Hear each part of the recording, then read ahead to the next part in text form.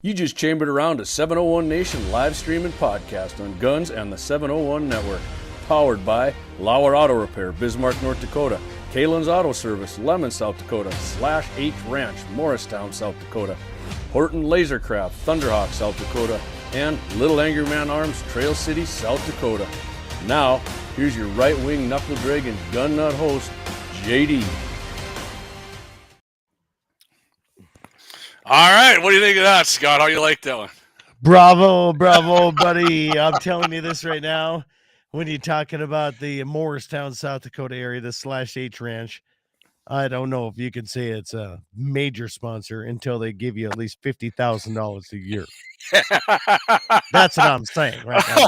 I'm looking for that for sure, man. I'm definitely looking for some of that. Love it. How you doing, buddy? How you doing? I'm doing great. How you doing tonight, Scott? Oh, man. Best day of my life.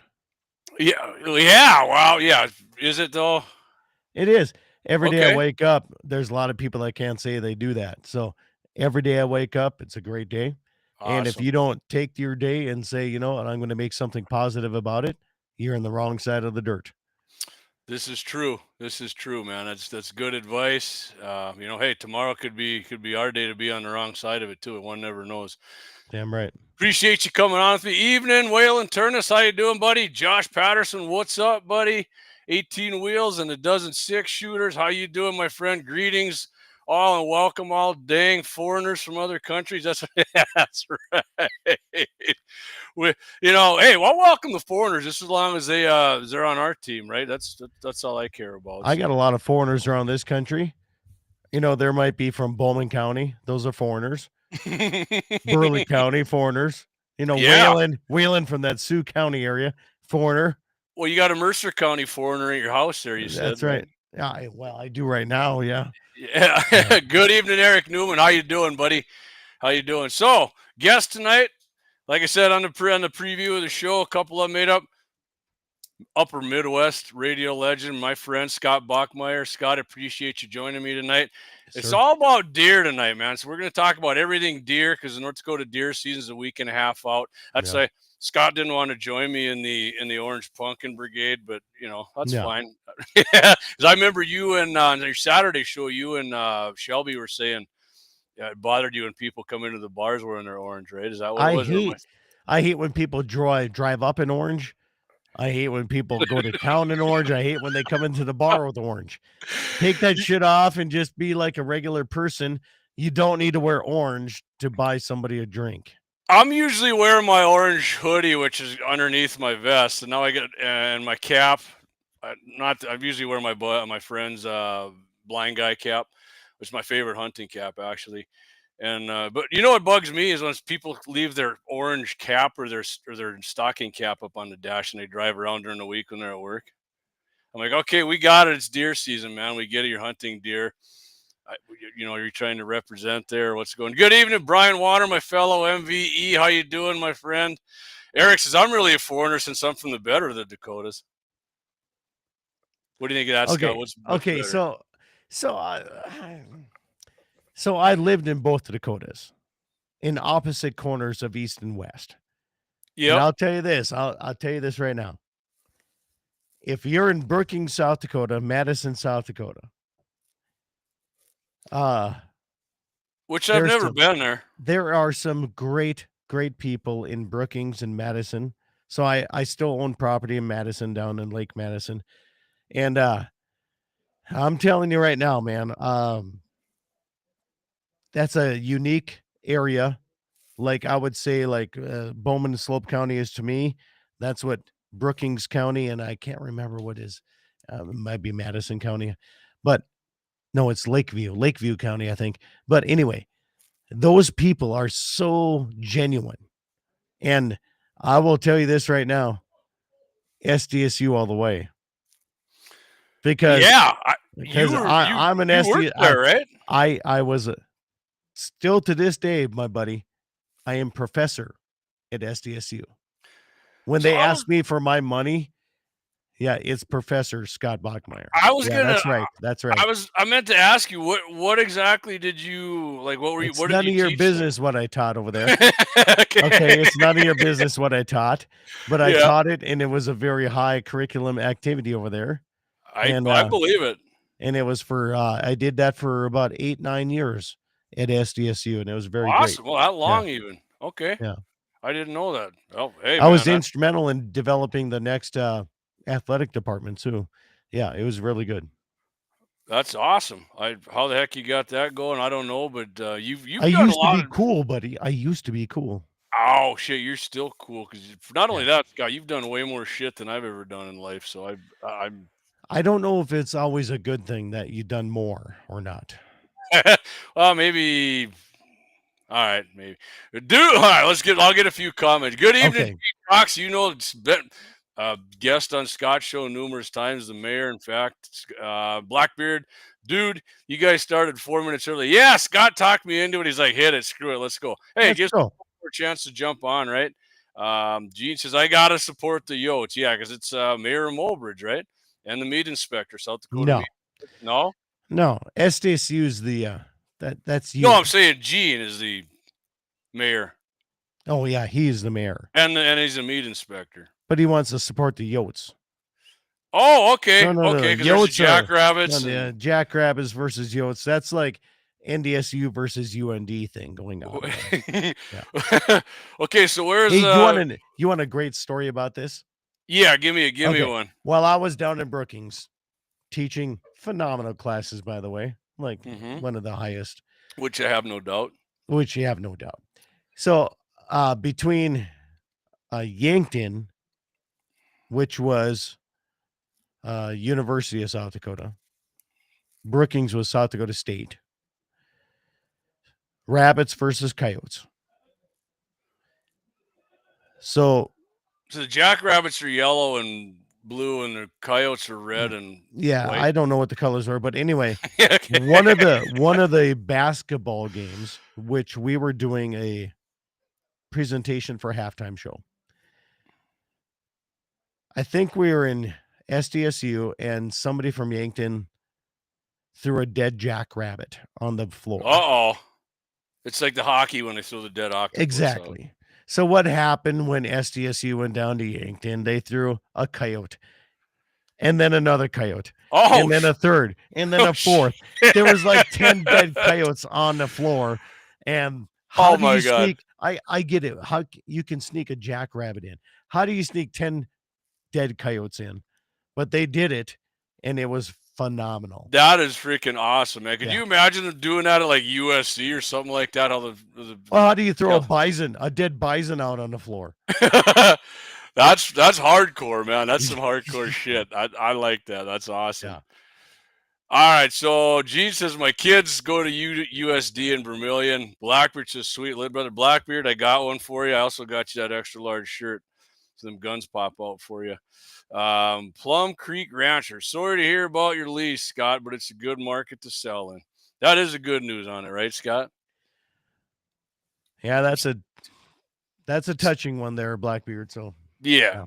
Let's not talk about that right now. Okay? Yeah, Scott's a little emotional about getting. So we're gonna. All right, Scott. Let's get on to some deer shit here. Blackbeard says can't do that to LSU. Where are you gonna get a dead tiger? Yeah, Blackbeard's from Louisiana, so he's a big LSU. Yeah, good luck grabbing getting yourself on a tiger and hanging on to that and throwing it on the eye. Yeah. All right, Scott. So tell you what, for the whole night, like I said, we're going to talk about, we got over the initials here. We're going to stick to deer rifles opening in a week and a half here in North Dakota. My favorite season, a lot of people's is bow, but Scott and I got a few things going. So Scott, what should we hit on first? Should we hit on the calibers or should we go on the aging the deer? I mean, we got calibers. Let's go on calibers because aging, all right. I need some more of this like $300 bourbon that I just bought. So this is perfect. This is my graduation slap gap year right now. So Perfect. So all right, here's what we're gonna do. I'm gonna do this one here first, and then Scott's got one. He's got the 40-year deer count, the best. I'm gonna over go the 40 years. Yeah. And I got a magazine right here from my dad, Gun World 1983, which there's a lot of cool shit in here, actually. And I guarantee from that magazine to this, there might be 3 or 4 different changes. Yeah, and we're gonna talk, and we'll go with you guys in the chats about what you're doing now and what was going on back then. So I'll go 1983, Scott. They got like, I'll just go 3 or 4 of them here, and I'll talk about the rifles a little bit. So first one he's got here, and he's talking prairie mule deer pretty much. This guy is a Wyoming hunter. The guy's name's Dale Story. I don't know if you ever heard of him. I don't think I have. And I will say the pictures he's got in here, that these guys aren't shooting very big mule deer back in 83. No. You know, and I do got a few pictures of Scott and I's mule deer that I'll put up here at some point, but whatever. You know, the guys are shooting them 243, Scott. I think we can agree that's an all-time classic deer rifle, deer cartridge, can't we? 243. He says he likes to use the 100-grain Nosler partition, which, I mean, classic bullet right there too. Out of his 243, that 100-grainer is going about 3,000. I like this too, what he said here. With this load, he says, even at 400 yards, a bullet's still going roughly 2,000. It has about 880 foot-pounds, which he says is plenty adequate to kill a deer. I mean, people nowadays, if it ain't 1,000, right, then you're an unethical son of a bitch, because you're not at 1,000 foot-pounds of energy. Yeah. Like a 357 Magnum at point-blank range. What's a 130 some grain bullet, right? Is that what a 357 usually is? Yeah, Scott? it's like, yeah, point blank range. The energy is like 350 foot-pounds of energy. So this thing at 243 is at 880. If you don't think you can kill a deer at point blank range, come on. Anyway, he's got that one. Of course, one of my all-time favorites next, the 308, Scott. And he says another good choice. I would say an excellent choice. And he's got a couple different bullets, but his main one's the 150, which to me, the 150 grain, if you're hunting, is a 308 bullet for sure. 308 Winchester, I'm saying, not 2820 velocity of a 24-incher. Yeah, that's about right. I mean, so see, that stuff didn't really change from then to now. I mean, the velocity of the 24-inch barrel is kind of the same. And then he's, this is funny, too, what he says. I get a kick out of this. The 308 is chambered in every type of popular action made today, from single shots to semi-auto. So even in 83, when I was 12 years old, the 308 was still super popular, right? And, I mean, I had a lot of I think the friends 308 is very popular, even to this day. Still, I think I do. Yeah. I think deer rifles, I did a story on it once. I think the 308 was still like 4th or 5th in deer. Like, yep. So yeah, and hey, and military cartridge, it just works, man. There's low recoil, it's great. These are the two that I thought, one of these not really around, the other one for sure. 2 calibers that he says seems that have been developed primarily for the prairie hunting in mind for deer. 270, 25-06, both of them based off the 30-06. You know, I mean, that was around before the 270. The 270's been on the scene since 1925, right? But there's so many guys who still use that. 270, 130 grainer, 3,100 feet per second, shit ton of energy. The muzzle, 2790. I mean, 25-06, you're looking 2990 muzzle velocity with 117 grainer, energy 23. I do like the 25-06. It's lighter bullet, less recoil. You pussy, JD. I don't like recoil. There's no need for that shit for me. So I don't need that. I had a 300 Win Mag. Not a fan, but yeah. And that's basically what he goes in. 30-06. That's another one. And he says he prefers a 165. Scott, I think you got a 30-06, right? I do. Okay. He said he likes a 165 because in his final assessment, the edge and energy department is a small sacrifice for velocity. Most guys I know use 150 grainer and 30-06. And one more quick thing here, Scott. These rifles they got, all wood stocks, variable power 4 to 6 power magnification, and not a one has a bipod. And almost every single person I know today that hunts, bipod, including myself. Absolutely, yeah. All right, are you ready? I'm ready, man. Let's hit it with it. So, over the last 40 years, I did a lot of research in the last week that you asked me to be on the show. And I'm like, appreciate it. Over the last 40 years, what has changed in the calibers of hunting deer? Okay. whether new or old, how would you put this in the top 10? Number 10, the 260 Remington. I wouldn't put that in there. So you think about the 26 Creed. Okay, so you have a lot of these new rifles coming out. They're very efficient. They're very good on ballistic, right? I mean, they're really good, but Yep. you have to have either ammo or have to reload them and everything, but they're pretty damn nice. So number 9, the 7mm Remington, I I'm think in is on that one for sure. it is, to me, you just want to blow your eardrums out and scare everything in the country away. It will. Okay, now we're talking unsuppressed. Okay, yeah. Oh, yeah, unbearable for me then. Okay. I mean, if we talk suppressed, I mean, that's different, but let's talk unsuppressed, right? Coming in at number 8, the 25-06. I'm in. You can load it up, you can load it down. I really think the 25-06 should be higher on the list. I really do. So why do you think, before you go on, why do you think that one's, it seems like it's fading away? I don't understand why, because it's a kick-ass cartridge. Because I honestly think that people just want to buy shit off the shelf. And me included. Okay. Because it costs more than other shit. Because when I go to a coyote tournament, I don't take stuff that I preload. I want something that if I run out, I can go to the store and get and continue with my coyote tournament. Maybe I'm off on that or whatever, but and I also want my partner to shoot the same thing. So, but the 25, it's such a good rifle. It's such a good round. I mean, I don't understand why it's not higher up on it. I don't get that at all. That always baffles me, man. Yeah. When I got back into deer hunting, I used my dad's 25-06, and I love that thing. Next one is 6.5 Creed. Okay, so you and I, yep, we've been on this argument ever since you and I met.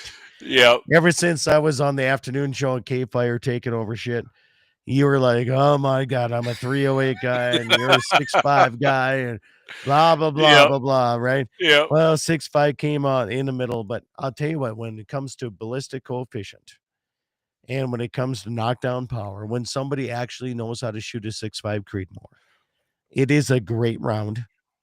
I think it should place higher on the list in the last 40 years. But this is where it is at this point. So, I mean, it just came on like gangbusters, man. It's a number one freaking 2007. Right 2007 is when it was introduced. It's number one right now. You look at the sales for just like really whatever they categorize for deer cartridges and deer rifles, number one. Okay, yep. I wouldn't put it there, but I like it because I use it for every day of my life. But everybody uses stuff every day different. I'll shoot prairie dogs with it, coyotes, deer, antelope. You saw me shoot. Yeah. Oh shit. Yeah. You're money with that thing. Yeah. So, all right. The next one, which I thought would go a little higher, is the 300 Win Mag. What number are we at there? We are at 10, 6.5 9, was just 8, 7, 6. Yeah, man, I would put that higher. I thought so too. But on the other hand, I'm also looking at it like it's a little. You said unsuppressed, so man, that thing. I mean, that thing it is unsuppressed. So I'm looking at whitetail and mule deer is what this survey was, and yeah, 300's way more than you need for this. Yeah, I mean that's more of a freaking elk or moose or something for me. However, if you're looking at longer range, yeah, depends on where you're shooting. The next one comes in the 7mm08. I bought one of these rifles. I shot it one time. I hated it. I got rid of it. Too loud. Too obnoxious. Did not like it. Okay. Yeah. Most people I know that have them love them things. But... Yeah. Personally, I didn't like it. Recoil was fine and everything, but not a big fan of it. I really wasn't. So what would the recoil? Because it's a 308 case, right? What would you compare the like a 308 and 7mm08 recoil? And like a 243. The recoil wasn't bad. Okay. I just, and this is pre-silencer. Okay. Now you put a silencer on any one of these, and I agree with all of it. Yeah. Okay? Oh yeah. I mean, 300 Win Mag totally tames that thing down. It's unbelievable. But it was just a little bit too barky for me. Congrats to my buddy Blackbeard, by the way. Bought his first suppressor today. Josh says he just loves the 7mm8. So yeah, what Scott's done, we'll get to you guys' comments. They're filing up. Don't worry, guys. We'll get to them. Yeah. Okay. Next one is 243. You can't go wrong with a 243. No. And that's almost fading out too a little bit to me. It might be fading out, but I mean, it's awesome. Honestly, if anybody says, Scott, I got a teenage son or daughter, what would you recommend? Absolutely a 243. Creeder 243 is what I say. Absolutely. Next one is a 270, which I just sold one of my neighbors. He's 15-year-old, good cowboy, loves guns. Mm-hmm. And I said, you know what? And I put 3 pieces of paper in my cowboy hat. I said, I want to sell my 270 to you. You pick out the price, whether these 3 pieces of paper. Yeah, that's freaking awesome. They all had the same price. And he thought it was a damn good deal, buddy. I love that. Here's the reason. I love it. I got this 270 as a favor for somebody getting me into deer hunting way early. And I said, you know what? I'm going to pass that on.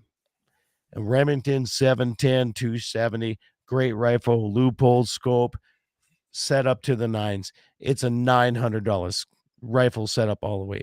Mm-hmm. I gave it to him for $200 because he's a good kid. He's a local kid, and he wants to get into hunting. That's what I want to see. Love it, man. Love it. Yeah. Next one. Okay, we're coming to the top 2. Yours, the 308. Yes. Okay? In the last 40 years, the top rifle was a 308. Mm-hmm. And I know that's your big thing. It's easy ammo, right? Yep, 30 cal puts a big hole in. Yeah. Accuracy is always good. Fairly, light recoil really compared to a lot of deer rifles. So the number one, buddy. Number one. That's comes back when I was 15 years old. Reservation, a Standing Rock reservation. Just shy off a little bit. Yeah, no, go for it. But I dealt with the guy that came up and grouse hunted every year. And I said, I want to get into deer hunting. And he says, well, what kind of rifle you want?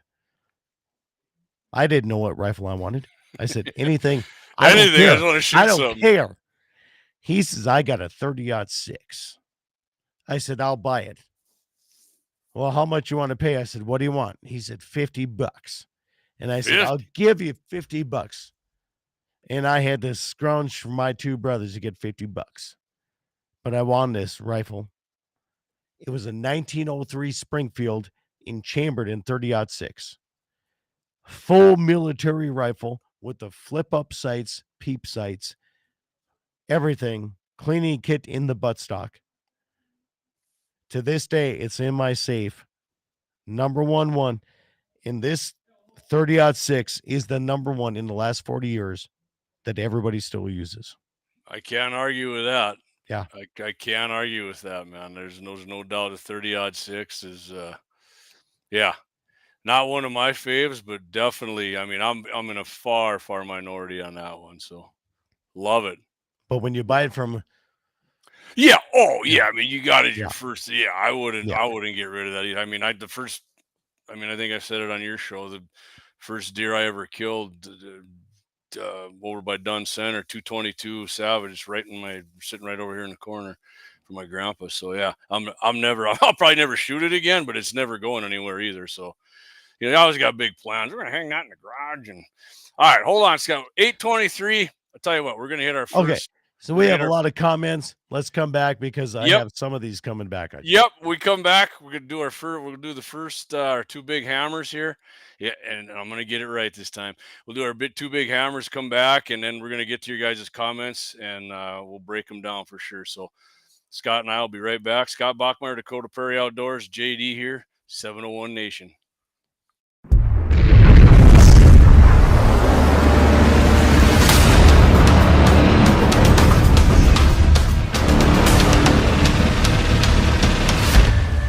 LAUER Auto Repair, located at 309 South Washington Street in Bismarck, North Dakota. Give them a call at 701-258-6308. The team of mechanics at Lauer Auto can take care of any problem your vehicle is having. And when you do business with Lauer, you can be assured you're doing business with a pro Second Amendment America First repair shop. There are plenty of other auto repair shops in the Bismarck-Mandan area. But why take a chance at patronizing a shop that might not have your beliefs at heart? Make no mistake. Lauer Auto is your pro Second Amendment repair shop. When you talk to the guys at Lauer Auto, don't forget to tell them that you heard they are a sponsor of Guns and the 701 and that you appreciate their support of our pro Second Amendment, pro North Dakota live stream and podcast. That's Lauer Auto Repair, 701-258-6308. 701-258-6308. Located 309 South Washington Street in Bismarck, North Dakota. When you want it done right, Go where lemons go. KALON'S Auto Service, owned and operated by Kalon and Misty Foss, lifelong locals with over 25 years experience. From modern rides to classic restorations, they can handle it all. Top quality work, fair price, and honest hometown values. Located just one block south of Highway 12 on 6th Avenue West in Lemmon. KALON'S Auto Service, serving you with all your auto repair needs.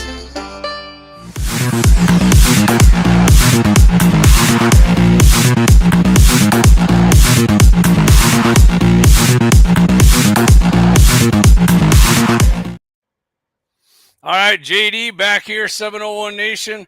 Guest tonight, my buddy Scott Bachmeier from Dakota Prairie Outdoors, talking everything deer. We just had a big discussion, Scott, about the best deer cartridges over the last 40 years and how they compare to now. We got a lot of comments to catch up on here from everybody. First one, I'm going to catch up on my man, Blackbeard said the pinky out drinking. I'm going to give him one. Pinky. Okay. There we go. We both got him the pinky out drinking, man. I love it. But remember, I did that. Daryl said that when I called. I don't know what that means. I have no idea. You drinking your pinkies up? I don't know. I think whatever. Yeah. Well, Daryl gave me crap about it when I called into your show there when my buddy's son shot his deer out of the shack. And I told my son, man, I sent you the video later because you said I'm drinking your I know what it was. Your pumpkin spice latte with your pinky in here. And I said, I'll send you one later with a Coors Light, my pinky in here. So Josh Patterson, in 1983, I was still hanging around with my dad. One shot cap, 270, 130 grain soft point. Woof. Gene Cox, in my opinion, I think the 308 surged in popularity in the early 2000s. It probably did, yeah. Gene. Brian Warner, 25-06 is still my caliber. And Brian sent a picture. I forwarded it to you, Scott. You see that? His dad shot that deer back in the 80s with 243. Yeah, nice muley buck there. Good evening, Dan Brown. Missed that one, buddy, from the Western Edge out there. Josh says, for some reason, the quarter bores are underrated. There it is right there. Yep, right there. Back her up here. There you go. There's Brian's dad. Got it hanging up. Oh, perfect. Love it, man. Love it. Love those old deer hunting pictures like that. I know I got some around. There's one somewhere in all my pictures. You know the thing, Jamie. Old-fashioned deer pictures. No camel. Right. 100%. I never wore camo. I wore just. I still don't wear camo. I think I do just because it's the same price as everything else. The only camo I wear is coyote hunting snow camo. That's it. Yeah, I mean, it's more of just to show who we are thing rather than actually functional, in my opinion. You want to get into this? Let's go. Hold on. Let's get to some. Keep that. Okay. We're going to get to these comments. I got a little pissed off at this. I got to set people with let's do it for sure. Yeah, on their show. Let's do it, but we're going to get to these. Okay. Gene said, no, I like it. Gene says, I may get a 260 now just because I don't have one. Okay. Yeah, I don't have one either. I'm not against anybody getting one. It's just not my favorite. Blackbeard says, I'm definitely partial to the 6.5. Me too. PRC, Creed, any of that stuff. I love it. 300 rum is my caliber, says Eric Newman, which I did see Eric shoot that out at one of the steel challenges. I'm wearing LSU gold is what he's okay. I mean, I'm a fan of LSU. Blackbeard, he's a fan of the 300 as well. Josh Patterson loved the 7mm08. I don't know, Josh, well, you were shooting that Creed at the Deer Rifle Steel Challenge over the weekend. I know you like that 7mm, but you did shoot that better than you have your 7mm08 in the last ones, buddy. Eric says, my wife and kids love their 7mm08. Gene Cox, iHeart the 7mm08. And by the way, you can catch Scott on iHeart too when he does a show, right? Scott, you on iHeart? That's right. I heard, baby. Yeah. What do you have? Blackbeard says, what do you have for an 8-year-old? 223, 100%. Yeah. My daughter freaking laid hers out at Clayton's, blew right through it at 210 yards through the heart, 50, smoked it. I mean, everybody's got to have a 223 anyways. It's the most popular cartridge in America by far. So not really. By sale for sure. By sale, but you said that it's God's cartridge, but God told me the other night that 6.5 Creedmoor was way better. Yeah, I mean, I'm not right. I'm not saying ballistically it's the best. I'm saying popularity wise and rifles and everything. No, you said God's cartridge, and I want to take you to the Catholic religion on this. So that's because God's country wins wars with that son of a bitch. Anyway, hang on, Scott. Hang on, we're gonna get there. Josh Patterson says the 243 is tried and true cartridge. Got my daughter one and my boy 6.5. One shot. Haven't sold any of my guns. Yeah, I mean, I'm guilty of selling guns. My safes get too full, and I'm just like, I'm never gonna shoot this thing. Josh says, that's awesome, Scott. Love it helping the youth out. That boy will remember that forever. 100%, man. That's the greatest part about that story, Scott. It doesn't matter what you sold it to him for.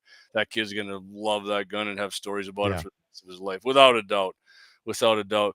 Josh recommends a 6.5 Creed or 243 for Blackbeard. 6mm or 6.5 Grendel even. I would just get him a 223 until he can step up to something bigger. You don't have to, Blackbeard. You got like 3 of them.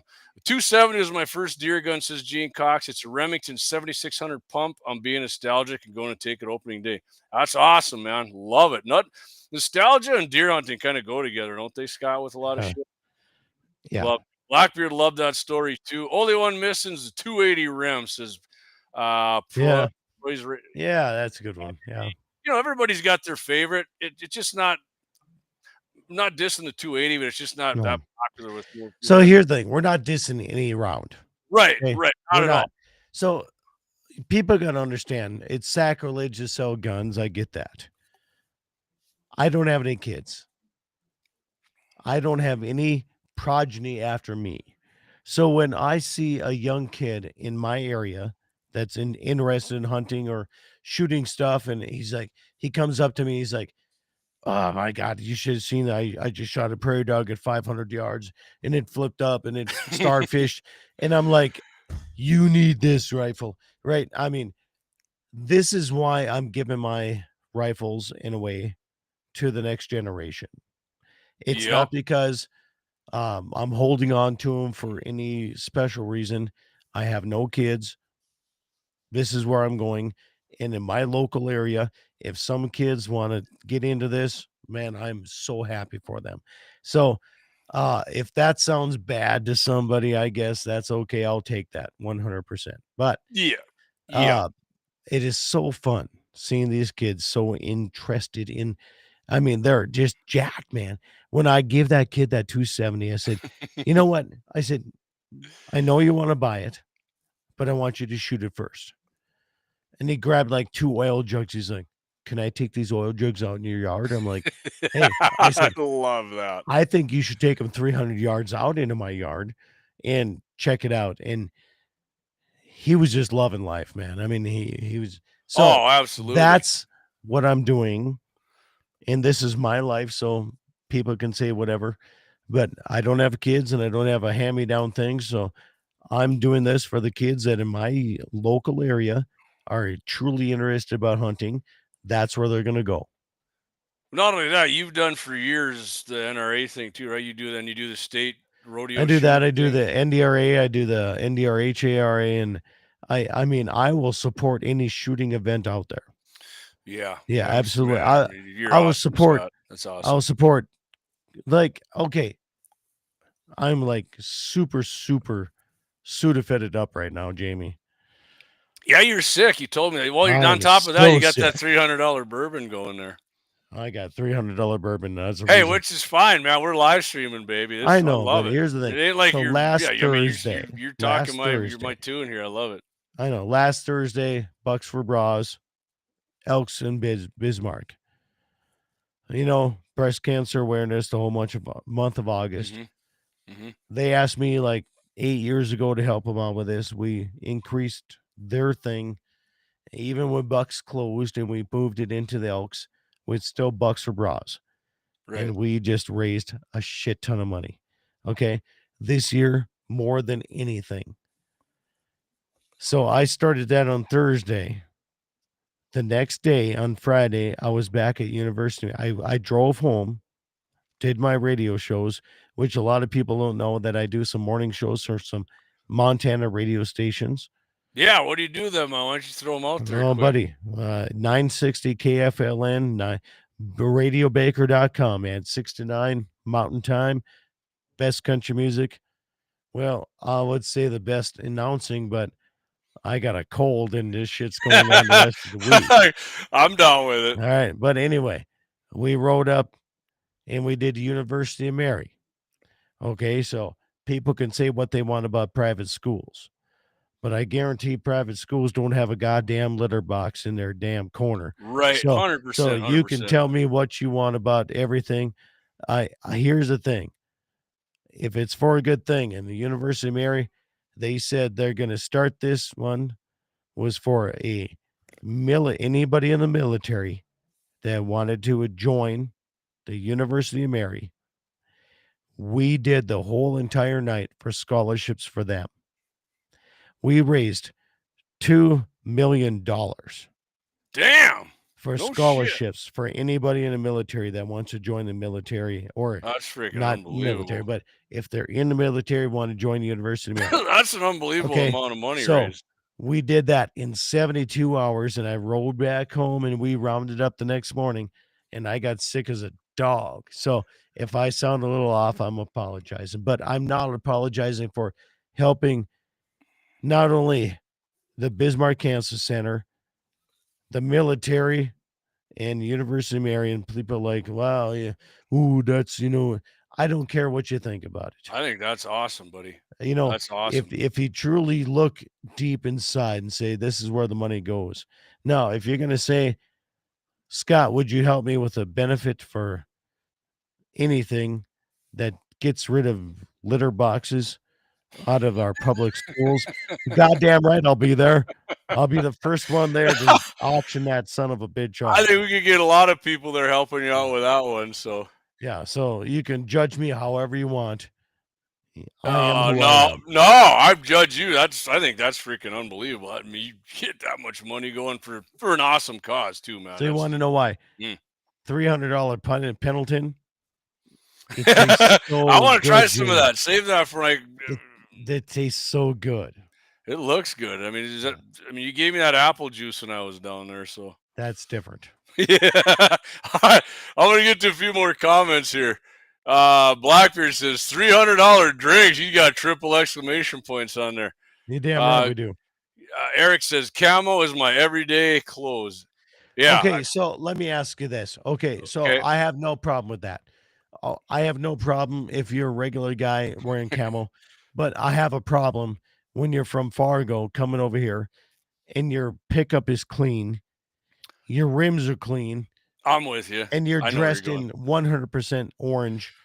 And then you come up and say to me, I saw deer here and this is where I'm going to go get them. Can I have permission? That's absolutely the wrong way to go about this. Yeah. Yeah. Wow, when a truck is clean and you come in. Yeah. I mean, if you call it a truck, you're automatically nixed right away. I know. I go truck and pickup. I go between. It's a pickup for sure. Especially when I call my pickup. Depends on where you're at, though. Like, I sound stupid going East River and saying pickup.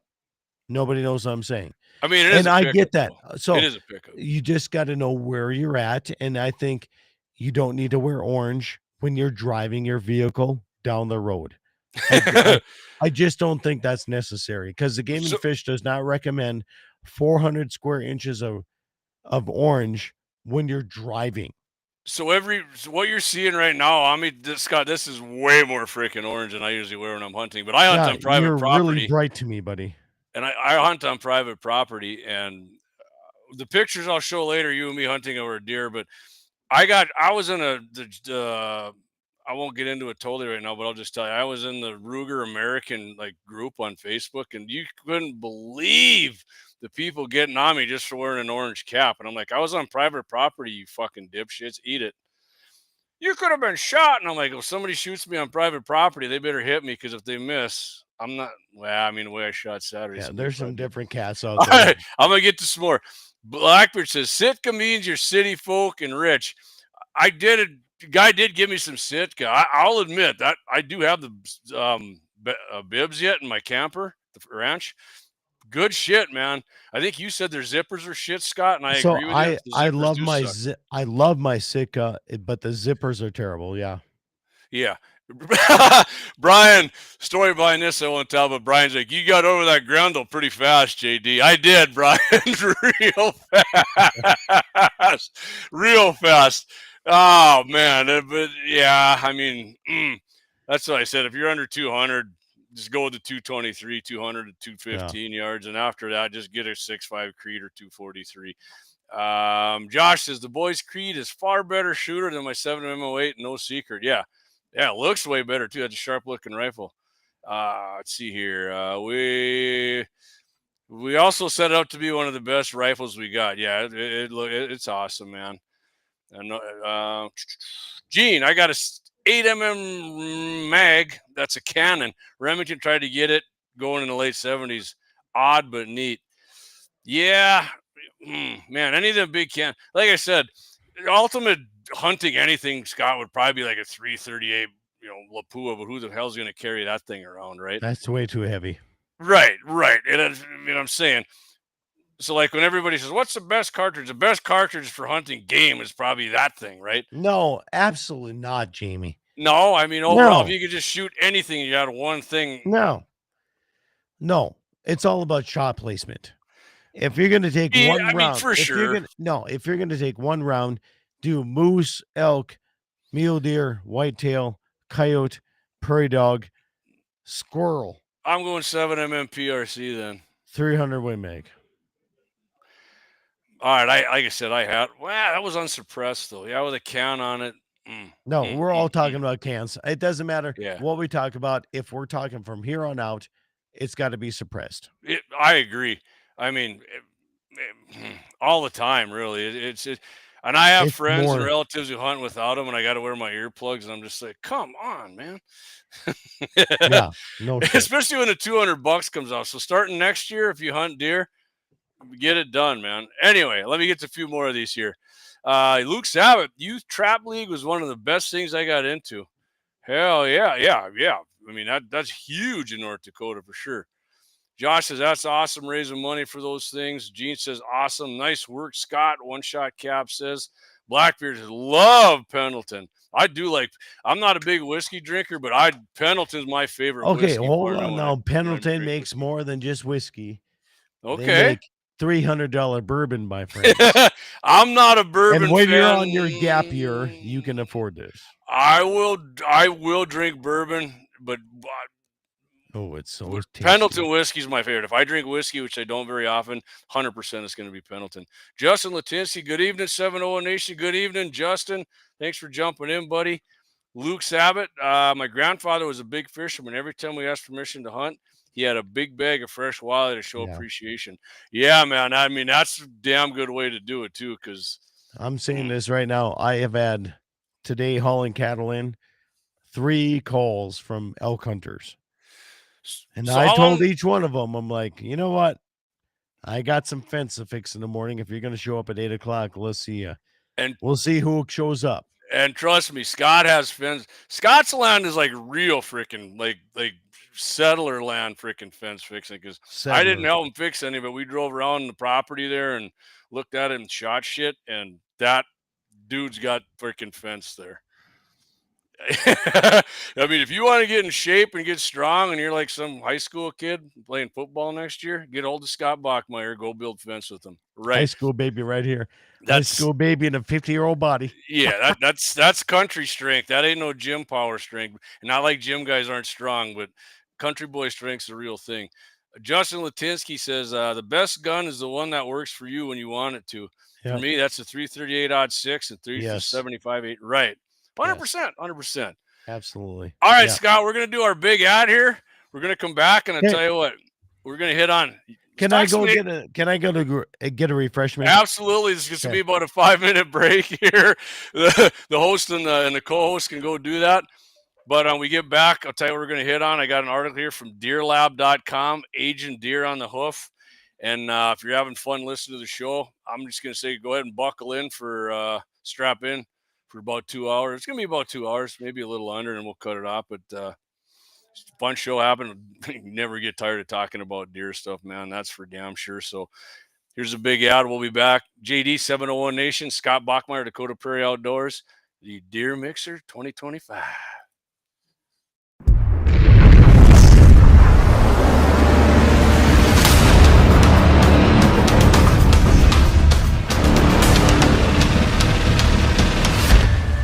Lauer Auto Repair, located at 309 South Washington Street in Bismarck, North Dakota. Give them a call at 701-258-6308. The team of mechanics at Lauer Auto can take care of any problem your vehicle is having. And when you do business with Lauer, you can be assured you're doing business with a pro Second Amendment America First repair shop. There are plenty of other auto repair shops in the Bismarck-Mandan area. But why take a chance at patronizing a shop that might not have your beliefs at heart? Make no mistake. Lauer Auto is your pro Second Amendment repair shop. When you talk to the guys at Lauer Auto, don't forget to tell them that you heard they are a sponsor of Guns and the 701 and that you appreciate their support of our pro Second Amendment, pro North Dakota live stream and podcast. That's Lauer Auto Repair, 701-258-6308. 701-258-6308. Located 309 South Washington Street in Bismarck, North Dakota. When you want it done right, Go where lemons go. KALON'S Auto Service, owned and operated by Kalon and Misty Foss, lifelong locals with over 25 years experience. From modern rides to classic restorations, they can handle it all. Top quality work, fair price, and honest hometown values. Located just 1 block south of Highway 12 on 6th Avenue West in Lemmon. KALON'S Auto Service, serving you with all your auto repair needs. For the best gun gear for every and any situation, Little Angry Man Arms LLC has you covered. Top-notch guns from top-name brands like Winchester, Glock, Sig Sauer, and Ruger to essential extras from Magpul, Streamlight, Hollow, Sun Optics, and more. Little Angry Man Arms LLC have everything to make your shooting adventures a success. Visit littleangrymanarms.com today and gear up for your next big hunt, competition, or home defense. Don't miss out on our exclusive deals. Little Angry Man Arms LLC, based in Trail City, South Dakota, your ultimate hunting partner.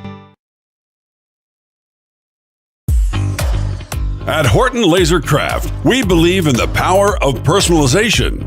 Whether it's a cherished memory, a special occasion, or a unique gift, our custom laser engraving brings your vision to life. Our expert craftsmen and state-of-the-art technology ensure every piece is a work of art. From personalized decor to one-of-a-kind keepsakes, Horton LaserCraft makes every moment unforgettable. Horton LaserCraft is owned and operated by a local veteran and his wife located near Thunderhawk, South Dakota. They provide custom laser products at a reasonable price, and their turnaround time is fast and efficient. Custom board cutting, glassware, decanter sets, mugs, assorted stainless steel jewelry, assorted tags, decor, custom acrylic nightlights, and much, much more. Call them up at 605-545-7535. Horton LaserCraft, where memories are engraved.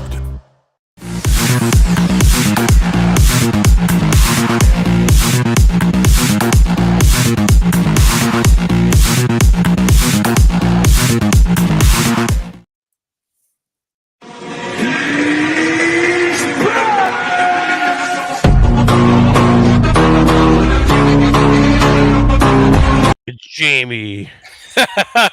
Thanks to Deacons for making me look like a real badass on that little thing. I like still, that. why do you have that rifle, that pistol that shoots a bullet and never chambers? I don't understand this. I thought it was just shooting multiple rounds out of there. Isn't that what it was? I know doing? if you shoot multiple rounds, it never should be there close to the barrel. I mean, any gun guy, seriously, is watching this going, why is this happening? I don't know where the hell they I'm got going to be that, this but- guy every time you have me on the show. Then I'm going to be like, question this. Like, that is the dumbest thing, Jamie. Come on. That's the guys who run the video, not me. I mean, I got my video. You know, I played mine at the beginning of the show there. So Yours, you sent me this sexy text of these girls in bikinis. yeah, she's right behind us there. Absolutely. That's what I'm talking about. My wife That's didn't what like I'm this. talking about. That's normal. But a gun that does not chamber when it shoots, that's not normal. That's like a democratic thing. Maybe that's where it came from. You never know. Anyway, man, am I missing? How do you like okay, it now? I got to the end of the comments. Hey, JD 701 Nation back here. Scott Bachmeier, Dakota Prairie Outdoors. We're doing the 2025 deer mixer. What the hell is a deer mixer, anyways, JD? A mixer's like a party where people get together and talk about shit. Like a bunch of people ask me, like, "What's a mixer?" So we call it a smoker over here. Yeah, I know what that means for sure. Mixer, smoker, same thing. Mm-hmm. Okay. Baker, Montana. Ancient. The biggest gun giveaway you'll ever see in your life. Hanging W meets Jake Wagner. Jake, he's going to be on this Saturday with me. I'll tell you this right now. Awesome. In Medora, the night before, November 7th. I got to get my calendar out here and make sure. So if you're wondering, Saturday, if you haven't seen Scott's show, which most of you should have, but 8 a.m. Central, 7 p.m. 7 a.m. Mountain, KFYR, and iHeart Radio, and of course your YouTube. What's your YouTube channel again, Scott? Dakota Prairie Outdoors Radio. Dakota Prairie Outdoors 883 or something like that, right? Dakota Prairie Outdoors Radio. Okay. I don't have any numbers in my stuff. I thought there was when I copied your link there and did that. Anyway. So Medora is November 7th. Baker's November 8th. So Medora has like 50 guns. Baker's got like 120 guns. It's guaranteed. If you're going to go there and win a gun or at least bid on one, you're going to walk away with a gun. It's amazing. Mm-hmm. Awesome. Everything is dealt within 20 miles of their area. So how far is Baker from Medora? Like if somebody wanted to hit it's about a 6-pack. Okay. All right. That's great. Yeah. And Jake, he sells a shit. I mean, you guys do you guys, I say you guys because you have him on to talk about it, but yeah, I mean, he does awesome with that, right? So here's the thing is, if you're looking at winning or trying to win any of these guns, whether it's military or once shot or collectibles, I mean, this guy puts it together. He really does. And not only that, but I mean, we try to do this for Medora and Baker, and everybody comes out here for hunting mule deer and they do their thing and they love the life, but it seems like local people usually win the money and they win the guns. But if you like strange stuff, 25-06, which isn't strange to you and me. Right. 6.5 300s. That's strange to me, even though rare, I like 6.5. Rare. I mean, lightning bolt. Yeah, lightning bolt. I mean, they're 22 creeds, 26 creeds. I mean, 28 creeds. One table wins all of them. Like that's great. Yeah, that's the thing. I mean, it's a huge thing. It lasts a long time.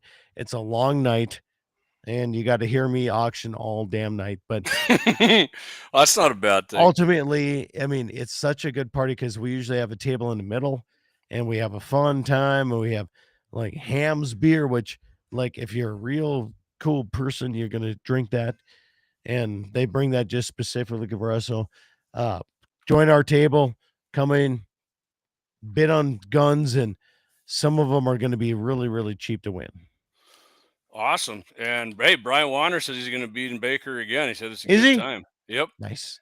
Josh Patterson says, I'll be listening Saturday from work. It's crunch time and the rain is putting us behind. I'll be listening Saturday unless We don't have rain yet. We didn't have rain yet tonight. We will be.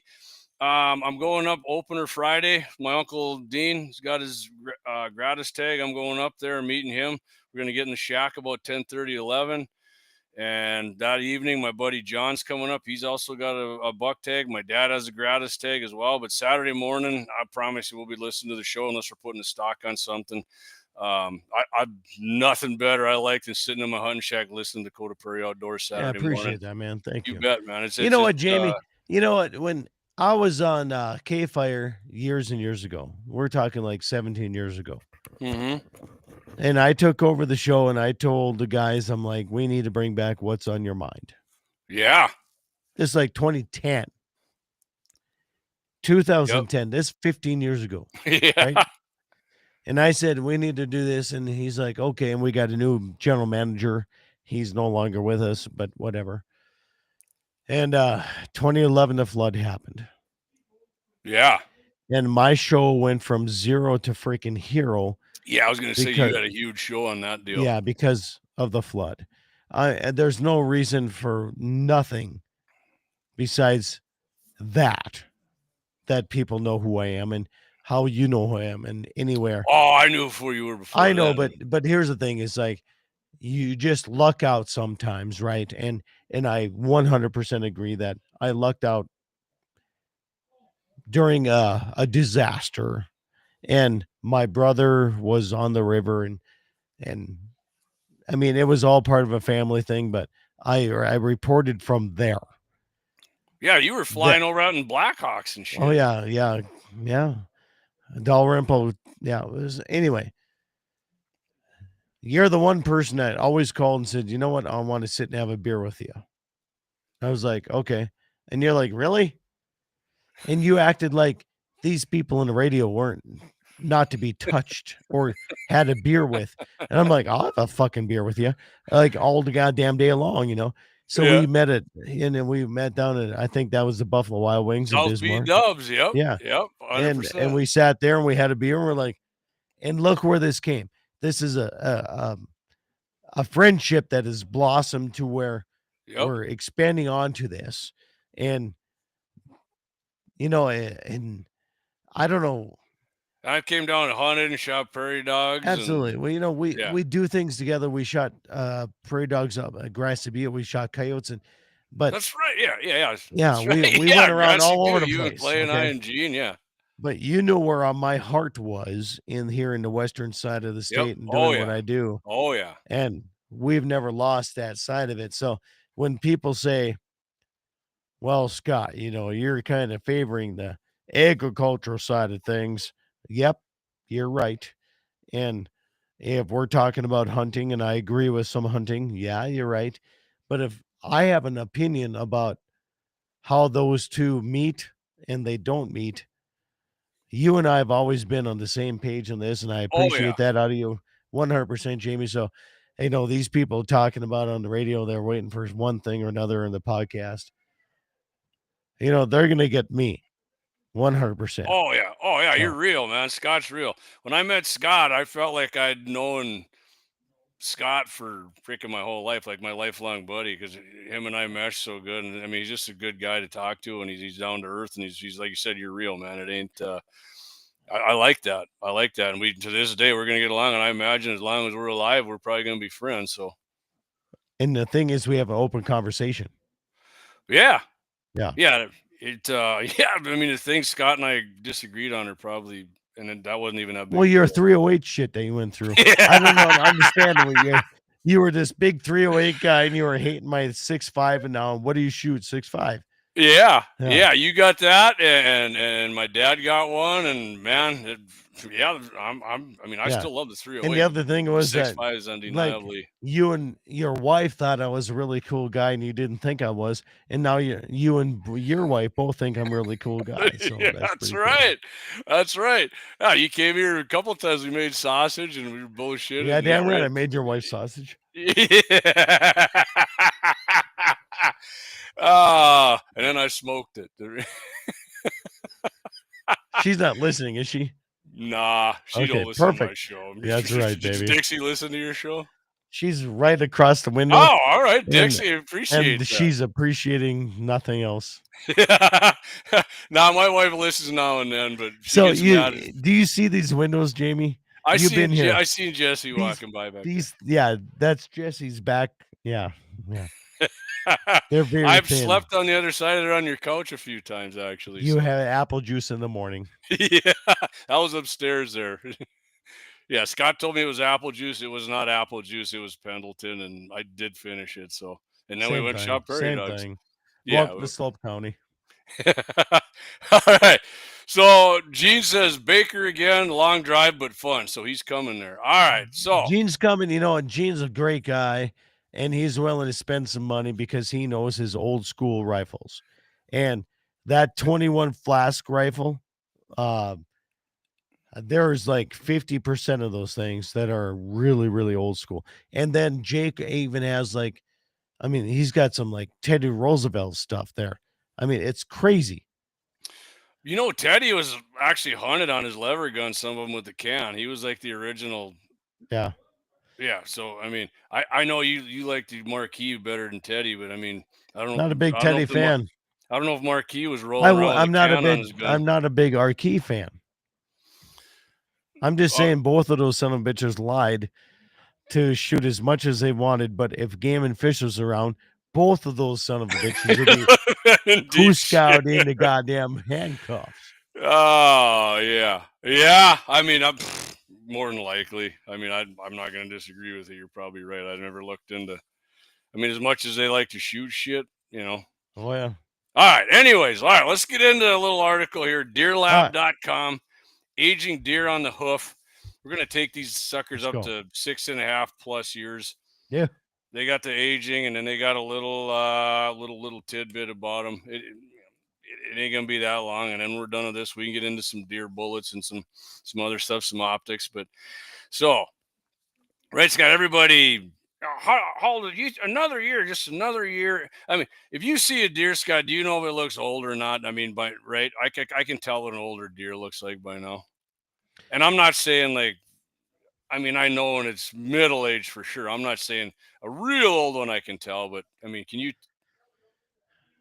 in your opinion, if you see one, I can't go yep, that one's 4. Yep, that one's 2.5. I can't do that. But yeah. Okay, so I said there's some people that can truly do that because they're indeed. Wayne Muth is one of them. Cameras and everything. Yeah, Wayne Muth is one of them.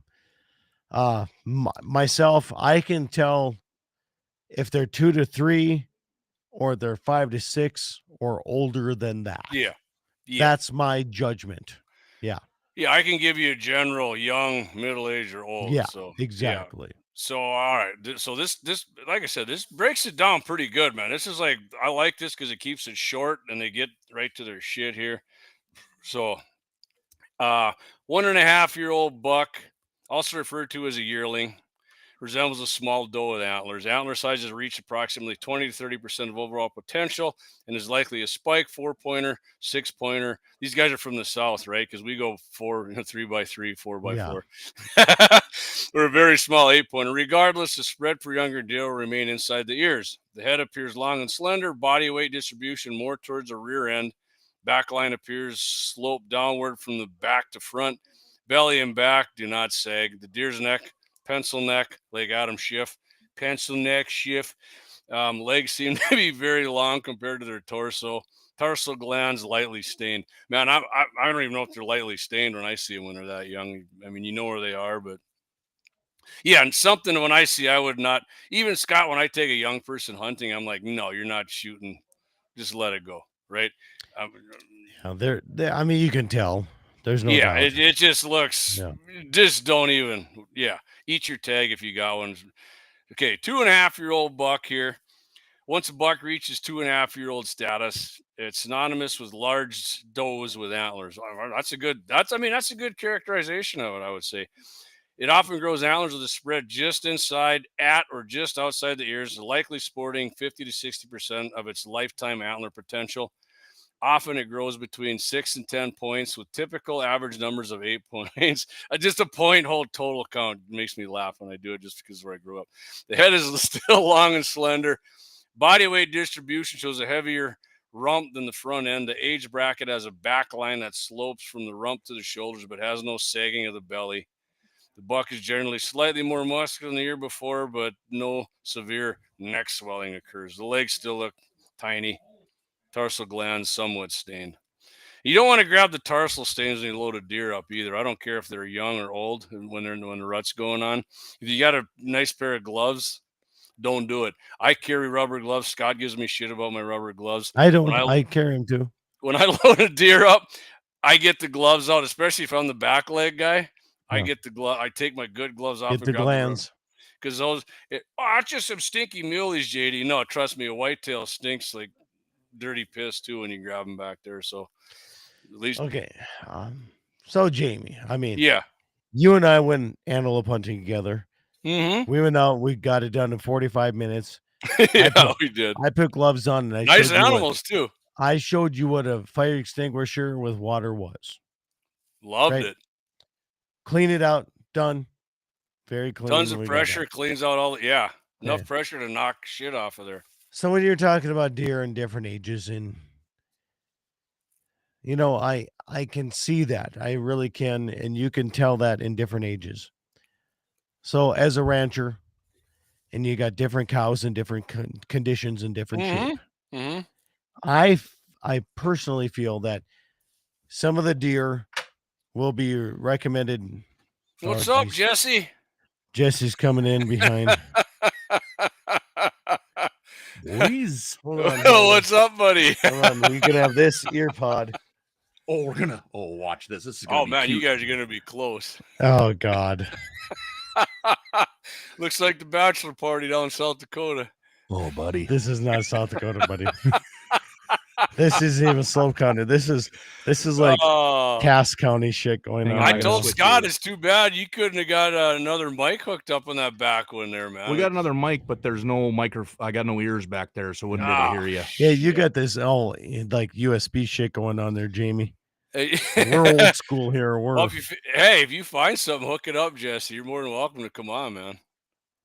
You guys are the radio guys. I'm just a live stream guy. It's in my backpack. No, I'm just gonna turn the podcast on. Oh, you think so? Okay. No, I don't even know what we're talking about there, Jamie, because here he comes. Well, you're talking about ranchers and cattle and how you see the age difference in those. Okay, so the age difference is different. So you can have a cow that looks like great at age 10. Mm-hmm. Okay, I just did this with my herd yesterday. The vet came out and he aged them by the mouth. If there was one tooth missing, it was a short-term cow. That means 10 and older. Even though it was a 3-year-old cow. If that cow chewed on a rock or a brush and broke its tooth, it was immediately put into that. Right? So I'm not shitting you. If some of these people are looking at these deer and they're trying to age them just by looking at their backbone or how their belly sways or how they are not even close. You don't think so? Until they go in and no, there's no way. Well, I mean, hey man, these guys study this crap all the time. So they study it all. You don't think I study my cows for the last 20 years? I do. Really? That's what I'm saying. These guys are all about deer. You're all about the cows, so that's why it's the same damn thing. They're living out in the same country, in the same feed, in the same grass. Yeah, but I mean, are you on? No. Okay. All right, so let me get to the 3.5-year-olds here. You just do your thing. All right. Now I said we're beginning to see some size. You can start characterizing some of these bucks as big. Almost has an antler spread outside the ears, and decent mass, good tine length. Yeah, I mean I've shot a few of these according to this 3.5-year-olds. The buck sports approximately 70 to 80% of potential antler growth. Head still is long, getting thicker from bottom to top. Now is a straight line across the back to its rump. to the shoulders. Gut still not sagging, tight belly line. Weight seems to be distributed evenly.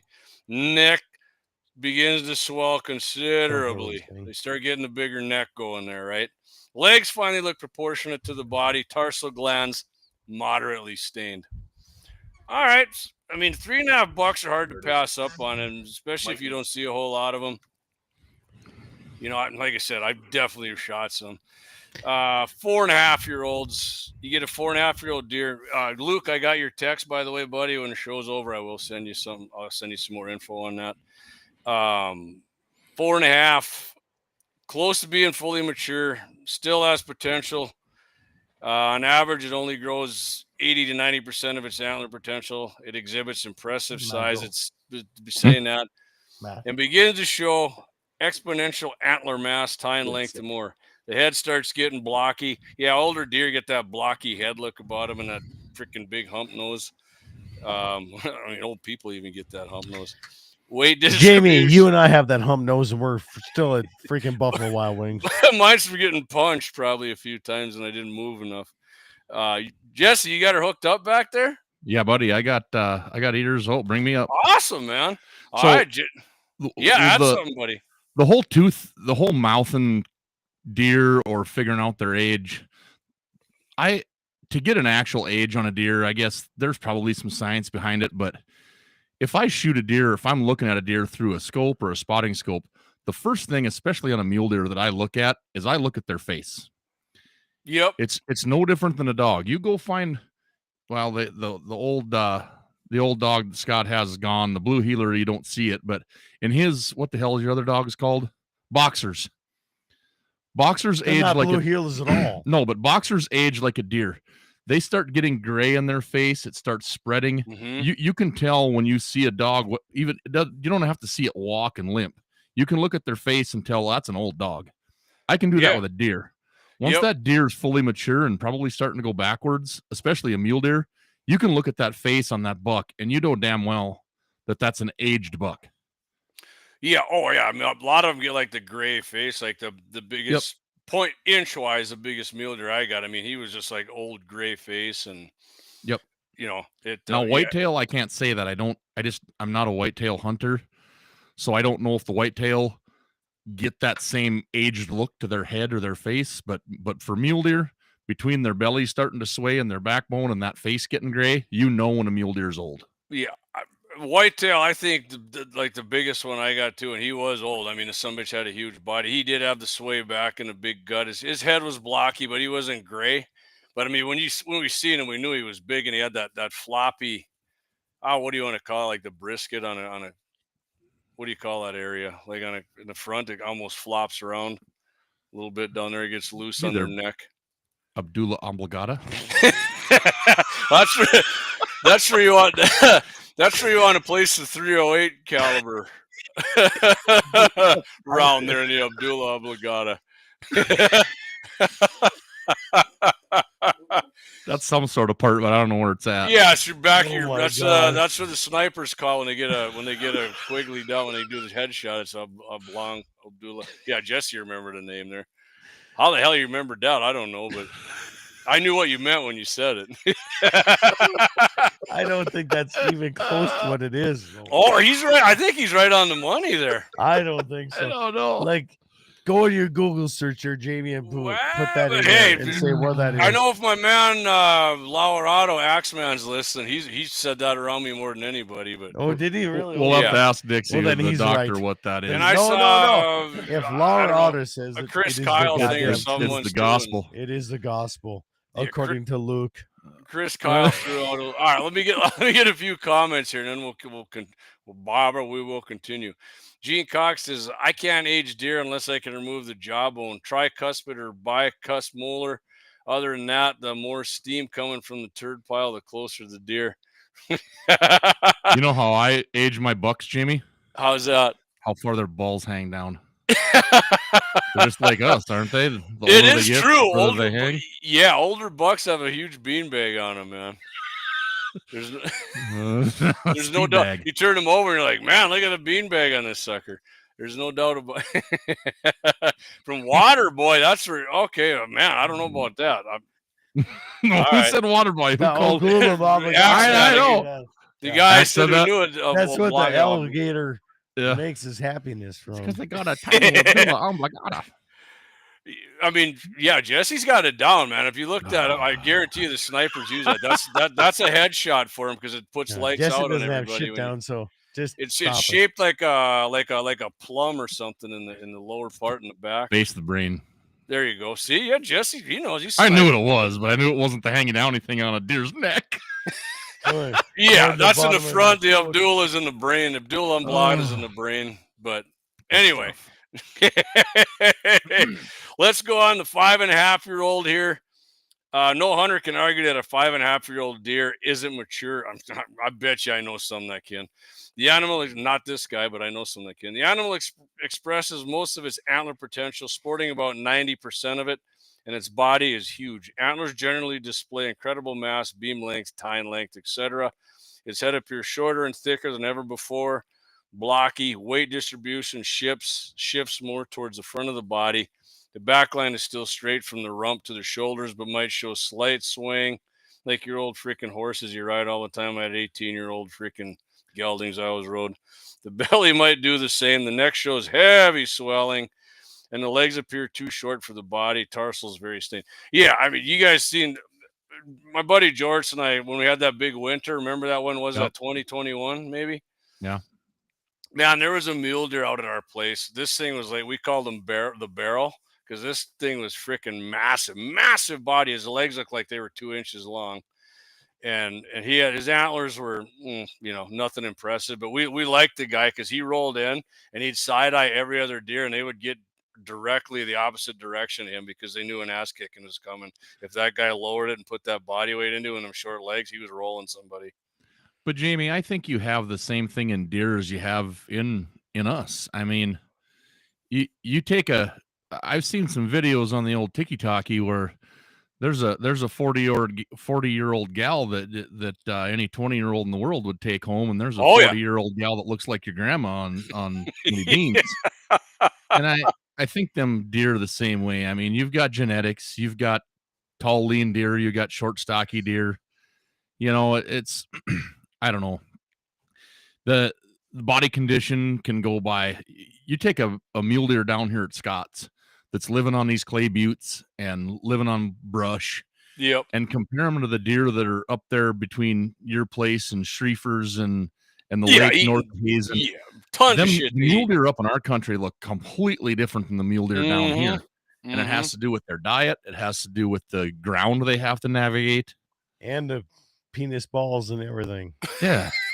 We get rid of those after we shoot them. They're bigger sacks up there because they don't got to try as hard.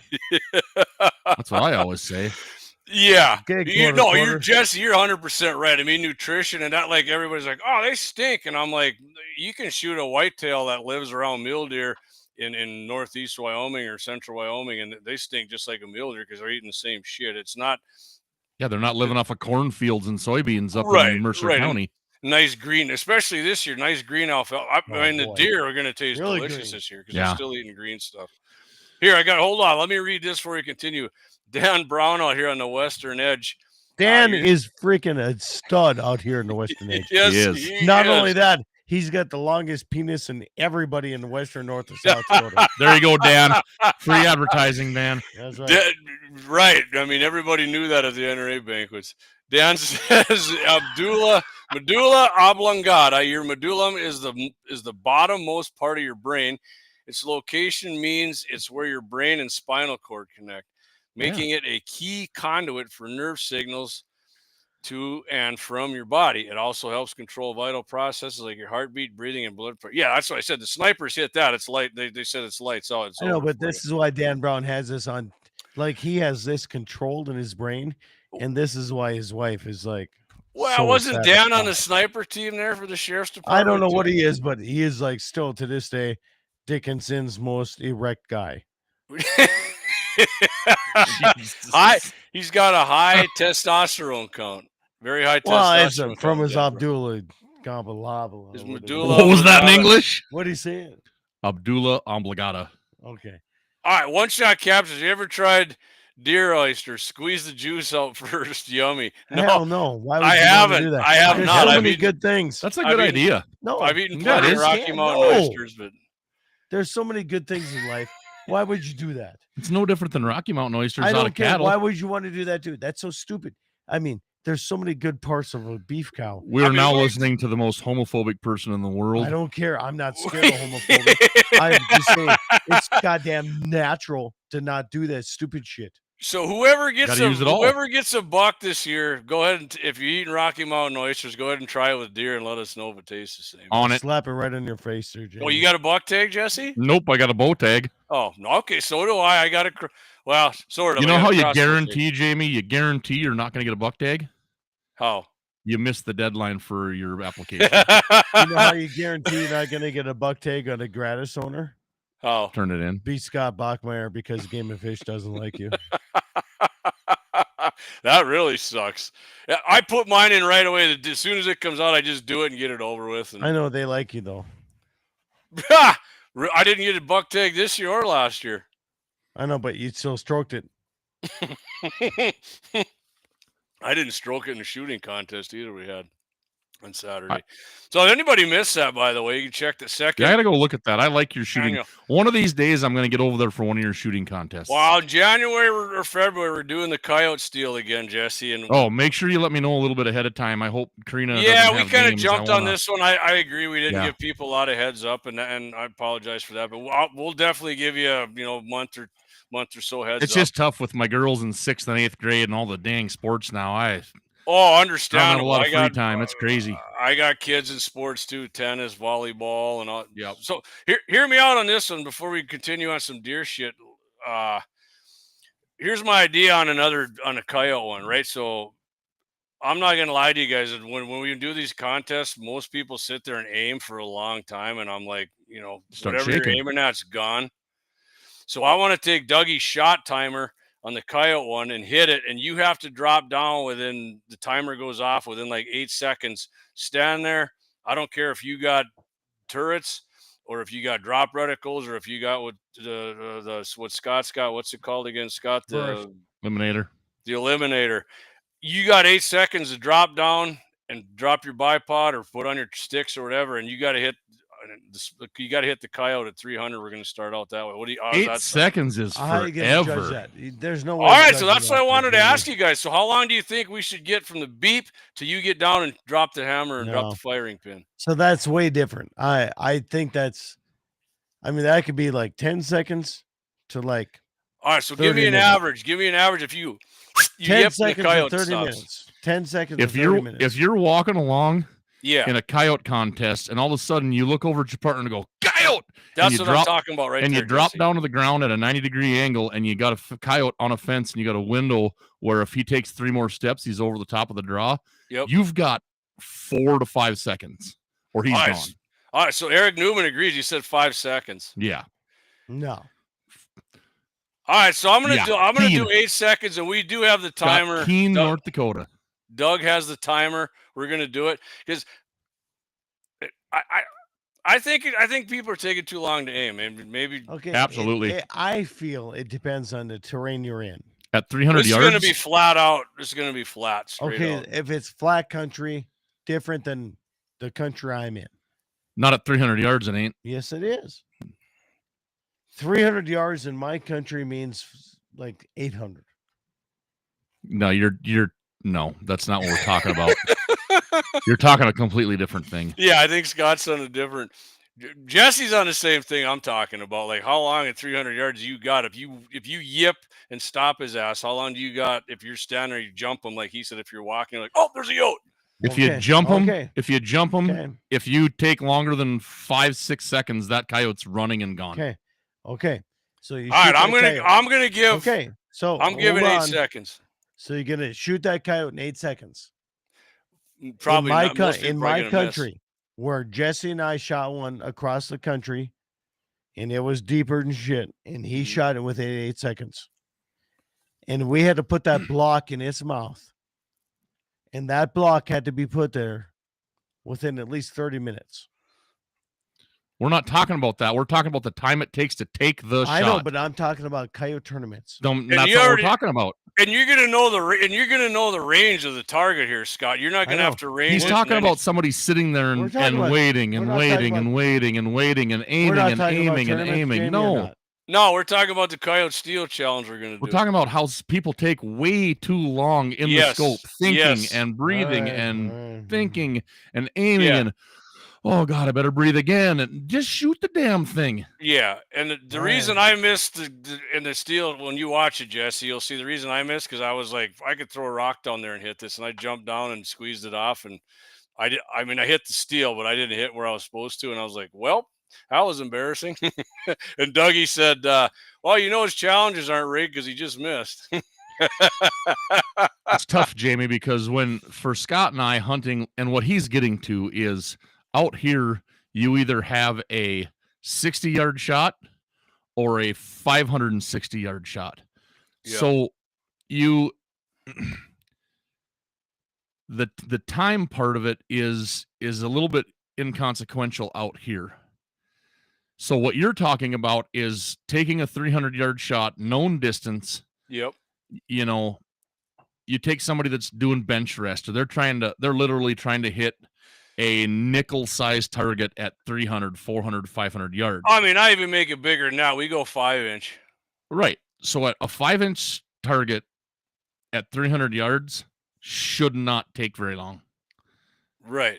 You got one thing. Range is easy. You got one thing. Wind. Yeah, you already know the range. And even at 300 yards, wind is starting to become a factor, but it's still negligible. Yep. I'm going 8 seconds, and most people are saying 8 seconds in the comments here. That's a long time. Steve Lang said 8 seconds is generous. Old guy like me would like 8 seconds.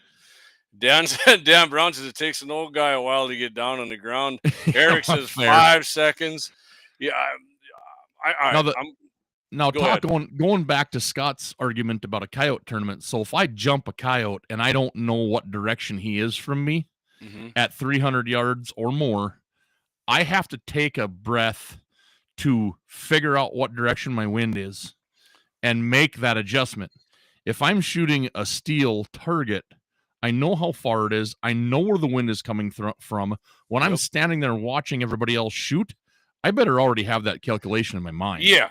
So I lay down, I take a 7-inch lead on a non-moving target, and I know my range, and I squeeze the trigger. That can't take you more than 10 seconds, or otherwise hang her up and start drinking beer. All right, but we're doing that, man. We're going jump, 8. We're going 8. If you're walking to a set and you jump a coyote at 300 yards, you don't necessarily know what direction the wind is coming from. Yep. It could be coming from left or right. So that situation is going to take you over 10 seconds, most likely, because you got to do some quick calculating. But on a steel, no way. Scott doesn't. No. Steel. I mean, that's what I said. I think 8 seconds is being generous, but we're going to do it. I'll tell you this: if Jamie and Jesse and I are at my place, and we walk west of my house, and there's a coyote that gets up, I guarantee there is no 7 seconds between any shot, because it's a race. It is a damn race of what's happening, and it's going down.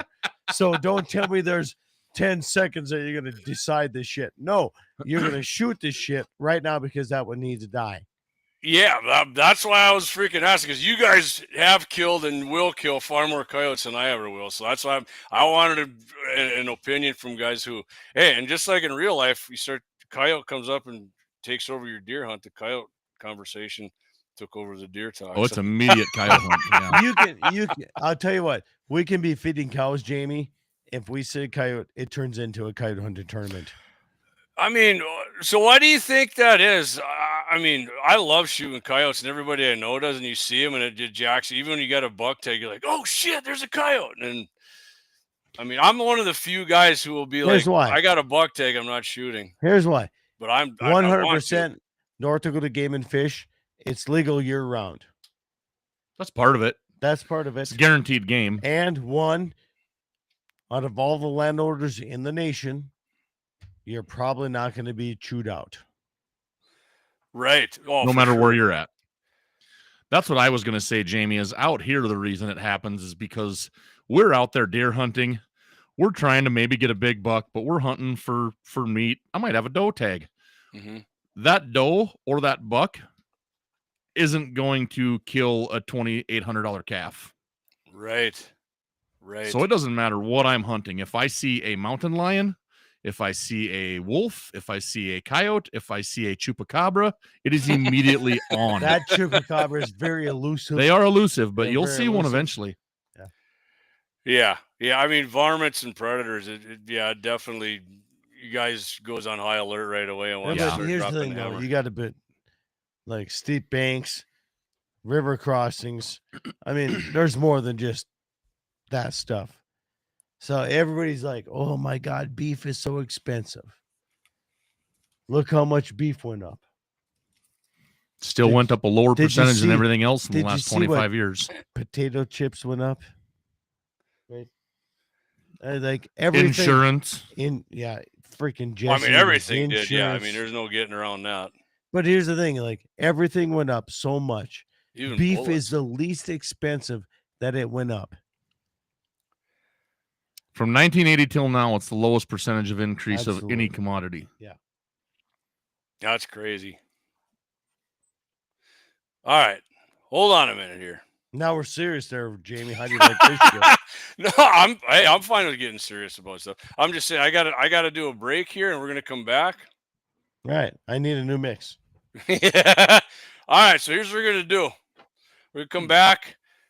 You guys all got Scott's got a gratis, Jesse's got a doe tag. That would be doe with a B, bow tag.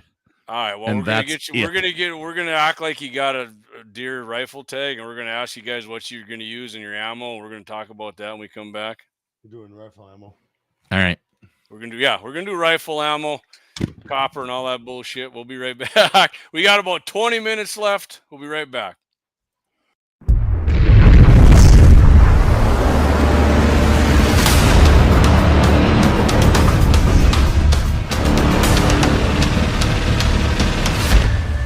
Lauer Auto Repair, located at 309 South Washington Street in Bismarck, North Dakota. Give them a call at 701-258-6308. The team of mechanics at Lauer Auto can take care of any problem your vehicle is having. And when you do business with Lauer, you can be assured you're doing business with a pro Second Amendment America First repair shop. There are plenty of other auto repair shops in the Bismarck-Mandan area. But why take a chance at patronizing a shop that might not have your beliefs at heart? Make no mistake.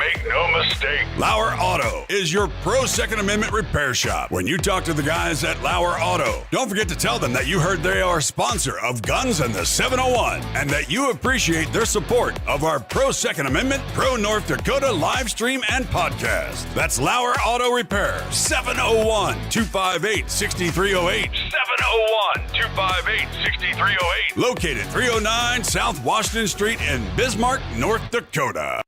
When you want it done right, Go where lemons go. KALON'S Auto Service, owned and operated by KALON and Misty Foss, lifelong locals with over 25 years experience. From modern rides to classic restorations, they can handle it all. Top quality work, fair price, and honest hometown values. Located just one block south of Highway 12 on 6th Avenue West in Lemmon. KALON'S Auto Service, serving you with all your auto repair needs.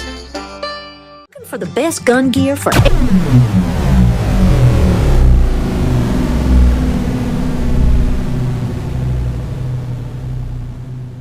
You just chambered around.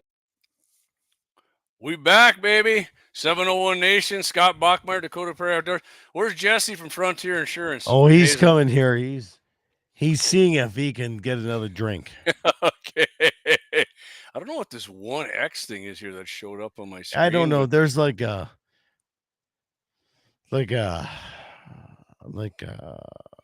yeah, there it is. All right, let me get to some. It Oh, is still not on there. let's hit some of these. Somebody's chats. like trying to get you a GPS code here or something. Oh, they're scanning it or something. I think so. Okay. You're so famous that people want to scam you. Man, I wish I was, but I'm not. So, do you have an account for ball sack shrinkage in the late season? I do not. So I'll tell you this: So I've been hunting with Jesse a long time. Yep. The very first time, like we got into archery hunting, not only archery hunting, but recurve bow hunting. Yep. That's where we started. And we set up a lot of things, and he started snoring it across the draw for me. And that brought deer right into us. Yeah. Oh shit, Like man. he was a snoring machine, and evidently that was the buck grunt that brought everything in there. Man, I did the same thing. Remember, I got my first one of the crossbow there in 2011, and I told you I fell asleep in the blind. I was snoring and woke up when he was there. And I called you afterwards, and the next week I think he had the guy on from Bowtech actually, and I had the Bowtech crossbow. And yeah, so Steve says beef is cheap. I buy local and process myself. Best beef in the world. Eric Okay, says so here's the thing. So ever since I put on the website that I'm selling my cows here, and unfortunately it's a family ordeal that I have to do this, and I hate it with my passion, and my wife hates it. So yeah, we're selling out, and I got this TikTok shit going on. And everybody, there's a few people, I don't read all of them because I don't care. But there's some people saying, who did you vote for? That's why Trump's screwing you over. I'm like, because Trump. I mean, it remains to be seen, but I know, but I don't like what he said, but I know he said some stupid stuff, but here's the thing: it's still better than it was 5 years ago. Yeah. So I really don't. So I don't know why all these people on social media want to go political right away. Because we could go all over the place with this, but I don't want to do that. My family and my friends, we supported ourselves tonight. We're here. We're celebrating a good night. I think I done really good trying to raise a really good beef cows, and my wife supported me on that, and Jesse's here. So you know what?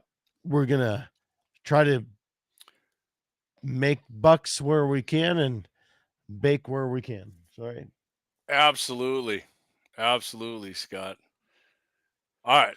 Shamalama ding dong. Damn, Jesse, you're a good singer. Give us a little water. What was that last part? I didn't hear. I tried to help you out. Oh. I tried to do it on the backup and the bass, but I couldn't do it. Do it. No. It. Go. Which part?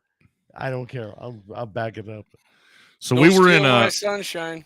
Okay. So Jamie, we were in a karaoke bar in South Dakota. You want to? We're gonna go way back. And there was this karaoke bar that we stopped into by chance. It was in a trailer house, which you wouldn't think was very cool, but it was cool. It was 4 trailer houses put together. Yeah, and it was a bar, and there was karaoke, and I'm like, wow, I'll go sing a song.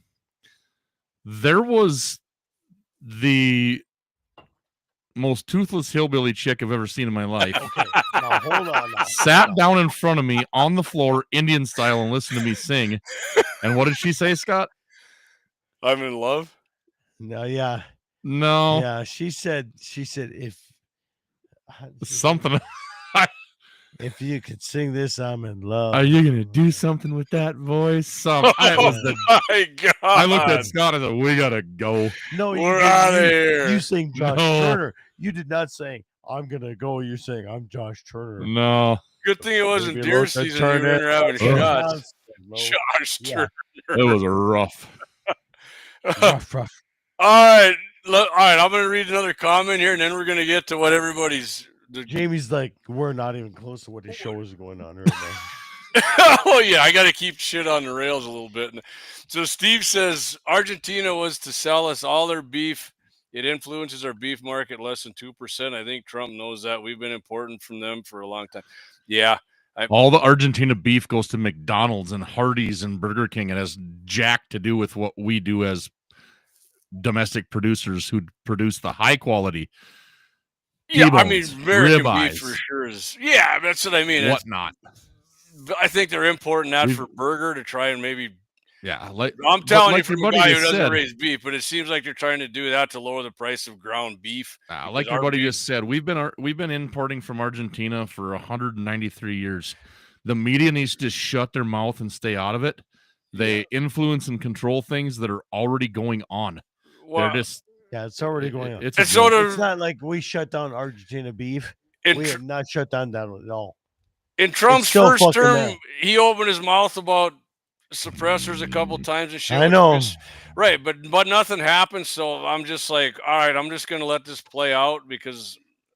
You know. Hey Jamie, if I say you got a little flappy penis, is that going to hurt you tomorrow? No, exactly. basically. But everybody in the goddamn world thinks that's going to.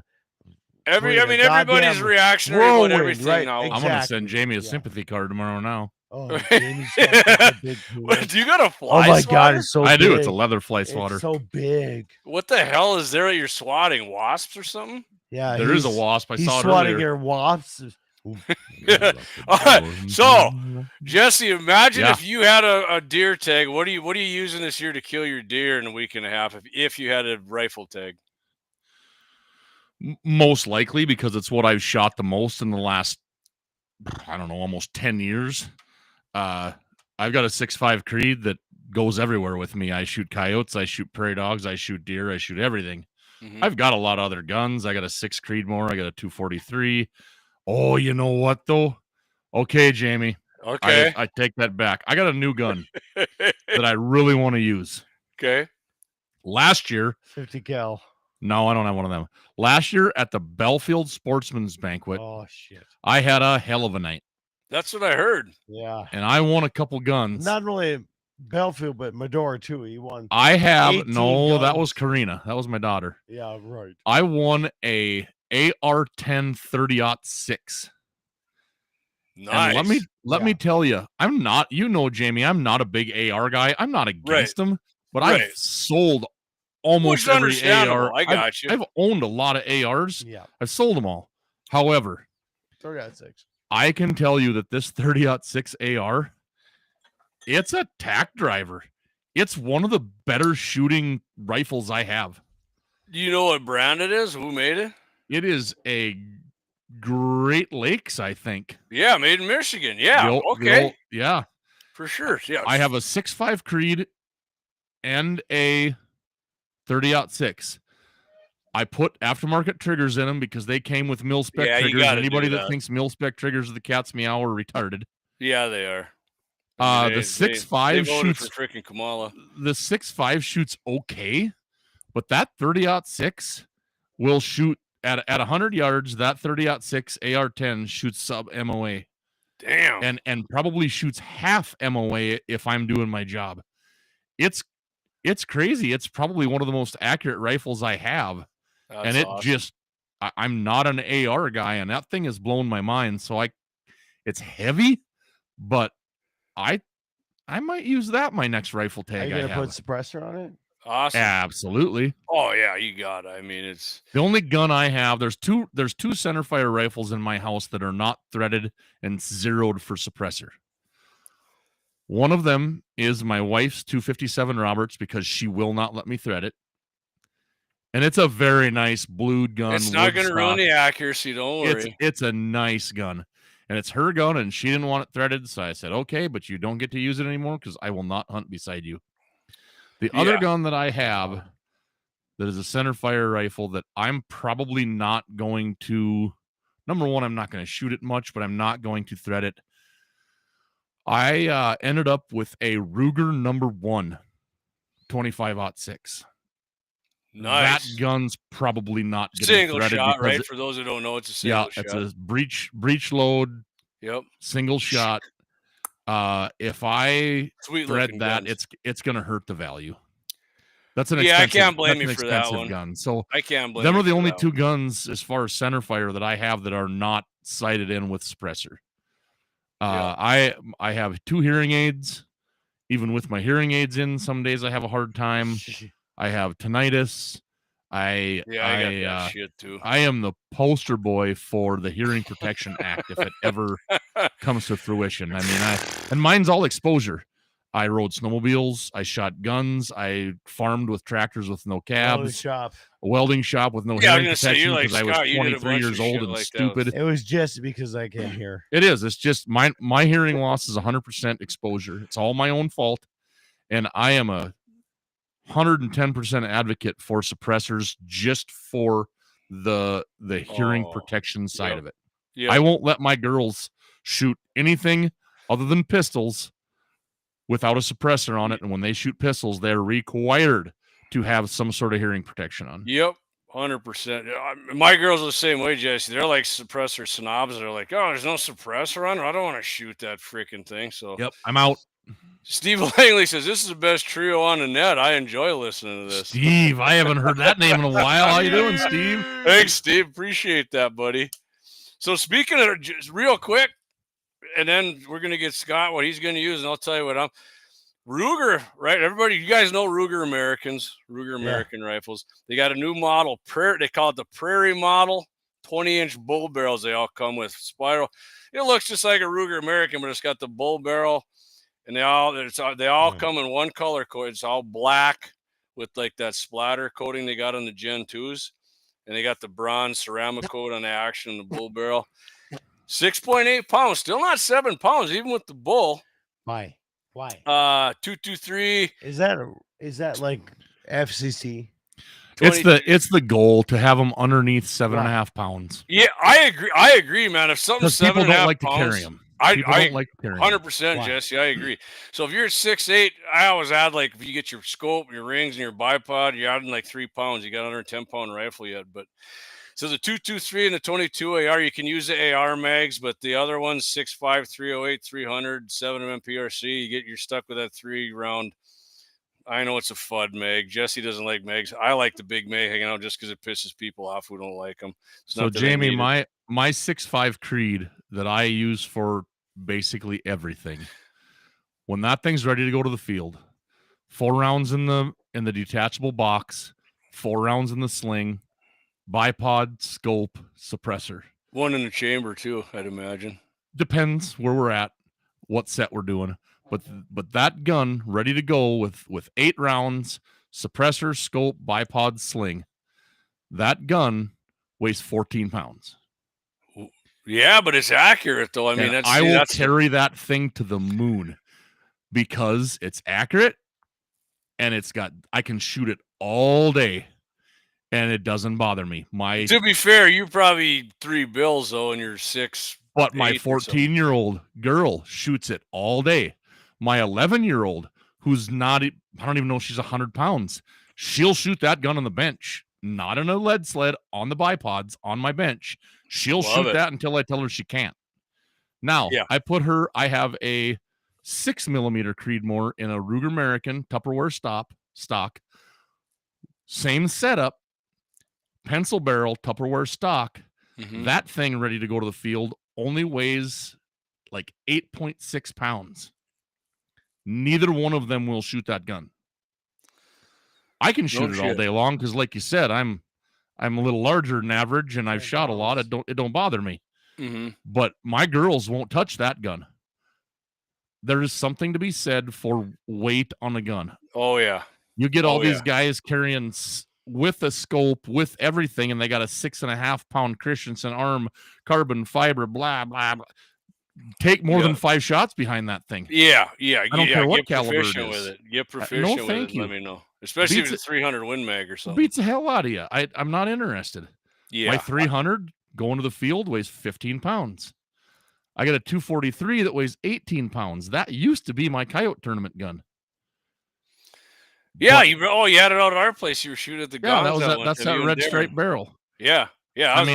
I remember that because you had your can, you shot it, and I was like, holy shit, I got to buy one of these. So there's a lot to be said for some actual weight to a gun. I would rather have somebody get their shoulders in shape, get their back in shape to carry an extra 4 pounds on their gun and have something that shoots nicer, potentially more accurate. Now, my 6.5, my weight isn't in the barrel. My weight is in the stock.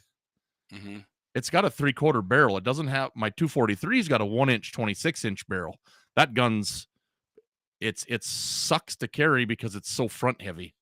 you almost can't carry it barrel up because it wants to just tip over on your body. yeah, it always So, goes I mean, down, and but, it's but my annoying, you're pushing it 6'5", back. it's heavy, but the heaviness is in the stock, and that thing shoots like a 22 mag. Mm-hmm. I'll put anybody behind that gun and guarantee you that you don't get scope cut. Yeah. I mean, that's So I don't know. You're right. I mean, that's good advice right there. If you can handle extra weight and carry it around, by all means, do it. Doesn't bother you. Freaking do it. But Yeah. so let me get a few comments here, Scott, and then I'm gonna. All right, let's go. Okay. Eric says my 300 rum doesn't have a suppressor. It has a magnifying device. Muzzle brake. LOL. Yeah. Gross. Yeah. Blackbeard. He's loving it. Yeah. I mean, I'm way over muzzle brakes too. Oh my God. Steve Langley, silencer on my 300 width lowers my recoil by half. For sure. I mean, like I said, 300 Win Mags can be. My daughters can be able to shoot one if you get a can on it. Eric says never weighed a gun before, just grab it and hunt. Yep. Yeah, I mean, but That's I the way grab most it and it's people are. heavy. I got you, Eric. I know what agree. you're saying, buddy. Yeah. All right, But, Scott. but you can definitely tell a But here's the 9-pound gun from a 15-pound gun. just fucking 100%. Yeah.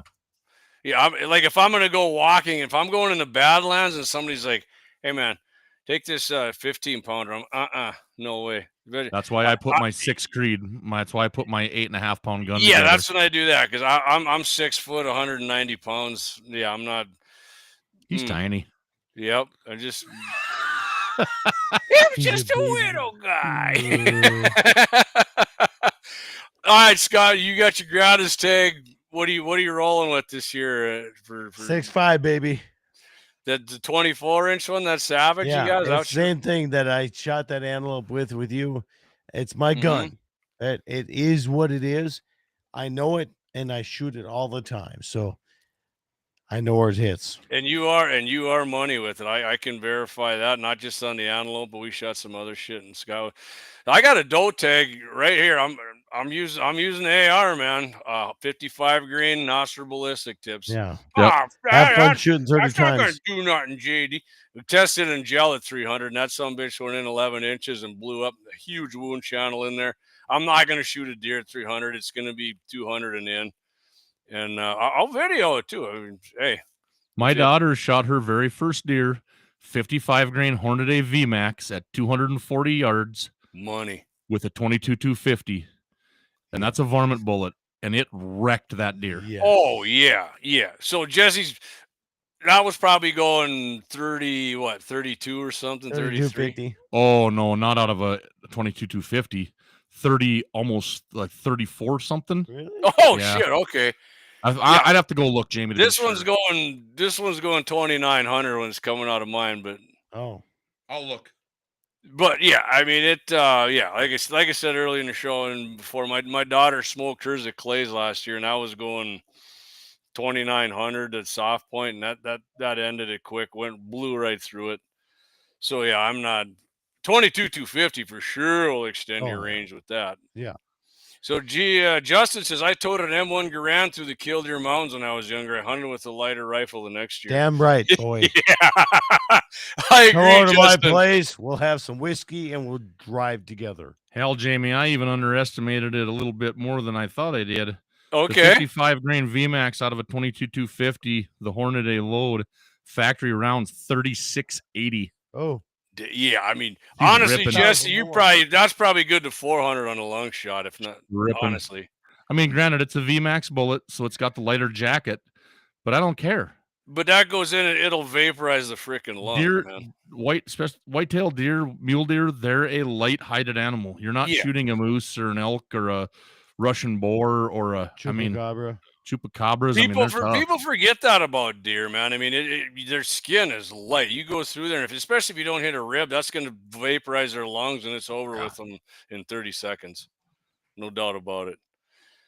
All right, guys, I tell you what, we're coming up on 2 hours. Yep. Freaking great show here, fellas. Jesse, thanks for jumping in. Appreciate it. Yeah, nice to see you again, Jamie. Haven't seen you in a while. Yeah. We got last time I saw you. In fact, we were up for that auction, man. We went up, you Yep. and Scott and I, and got Dixie went stadium, right, or whatever it was. Let me know when you do that Coyote Steel challenge. Give me a heads up on that. I might run over. You're just not that far from me. I got to get over there. Yeah, 100%. Let's do it. I mean, I've had guys come up from Mercer County before and did it many times. So, hey, One Shot Cap, take care, man. Good to see you, Jesse. Thanks, One Shot. Thanks for jumping in. Scott, appreciate you. Saturday morning, Scott's going to be on Dakota Prairie Outdoors, 8 a.m. Central Time on KFYR and iHeart Radio, and Scott's YouTube channel, Dakota Prairie Outdoors. Hey, if you're in Hazen and you're looking for insurance, Jesse's got that Frontier Insurance. Goddamn Jesse. Jesse's, you're listening to this show and you like it. Jesse's one of us. If you can tell that just by what he's talking about, man. Yeah, right here. Good show, guys. Waylon Turnus, thanks, Waylon. Josh Patterson, awesome show. Lots of good laughs tonight. Good. And Josh shot damn good at the tournament there, too. The challenge we did, the steel, too. Even out 500, I think we were 400. We all hit the son of a gun, but I'll do a few more things here, guys. Then we're going to end it up. We're going to end up with the Second Amendment Fire song. If you haven't heard that, it's a minute and a half. But Friday, 8:15, Clayton's going to be on. My partner Clayton, 8:15, Mitchell in the morning, KFYR. 550, 99.7, and of course iHeart Radio. And Friday night, our man Blackbeard Logic, Leon Francis, 6 p.m. Central Standard Time. A lot of common sense, good logic, pro-America on that. Great show, love it. And Saturday, like I said, 8 a.m. Scott, Dakota Prairie Outdoors, KFYR and YouTube. And then coming on Sunday, 10 a.m. Central Time, Sportsman Sunday Devotions with our man Vance Bishop, Pastor Vance. I'm not going to be on again, guys, till doing a live stream anyways, episode 37, not till the November 26th. Regular time, 8 p.m. Central. Looking to have Ariel Dietrich on again from Shadow ID, Firearms Training. I might do some lives during deer season from the hunting shack. And, I mean, I'm probably going to do it for sure. And Clay's going to be doing, he's going to have to fill in for me more than likely that second week of deer season. I have that Wednesday off. I don't think all our tags will be filled. So, but I do have service and I might jump on with Clay and give you guys a little 15, 20 minute update on how deer hunting's going. But there'll be plenty of videos coming from deer and coyotes and everything. You guys get some deer going, deer season, send us some pictures. You know my number, you know Clayton's number. Blackbeard's, Deacons, he's still on board with us. Vance, send them in. We'll get your pictures up here. Oh, yeah. You know what I forgot, guys? Before I go, I'll tell you what. Here's Scott's buck. I know Scott and Jesse left, but here's Scott's buck right here. I'll blow that up a little bit. There's Scott's buck. What'd he say? 20, whatever it was. Hell of a buck. I seen it. I would say it's right around the 170, and I'm fairly decent at doing that. Here's not my biggest buck by inches by any means, but just the body on this thing. My buddy Travis and I had to load this thing up, and he went like 28 and a half wide, 4x3, obviously his antlers. But I mean, I don't mind shooting big bucks like this. This thing was, me and Travis barely could load the sucker up. He was a freaking monster. Got that in my garage. I love that buck. Got him with the 6.5 Creed. It was a great hunt. Freaking loved it. So, all right, let me get this. Anyway, great show, guys. Again, thanks, Scott, for coming on me. Scott Bachmeier. Jesse. Hey, Josh, I'll catch you later too, buddy. Thanks for Jesse for jumping on here. Jesse's always got great insight. Good dude. Real good dude. Love shooting with Jesse. Knows all kinds of stuff. Deer hunting, shooting. Anyways, we're going to end this show out here, guys. I'll be back, like I said, full show again. Episode 37, November 26th. Till then, Blackbeard, Clayton, nice bucks. Thank you, Josh. I appreciate that. All the guys here on the Guns in the 701 Broadcast Network, check it out. Clay will be on Friday.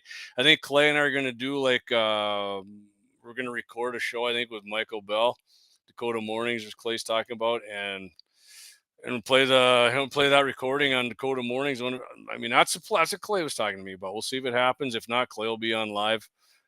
I'd love to do that. So anyways, guys, JD, 701 Nation, appreciate all you guys listening. Make sure you hit that like button. If you get a chance, share it. But appreciate everybody who tuned into the show tonight.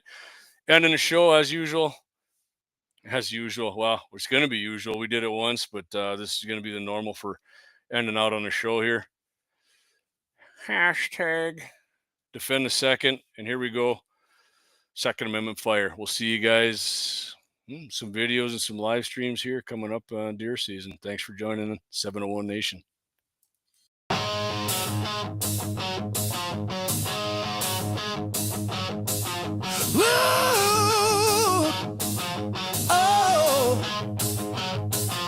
Born with the right, etched in stone. Second Amendment, we stand alone. Guns in our hands, freedom's call. Hunt the wild, never take the fall. Fire, lock and load, let them roar. Shoot 'em straight, Second Amendment score. Buckshot flying, deers in sight. Rock the range on the night.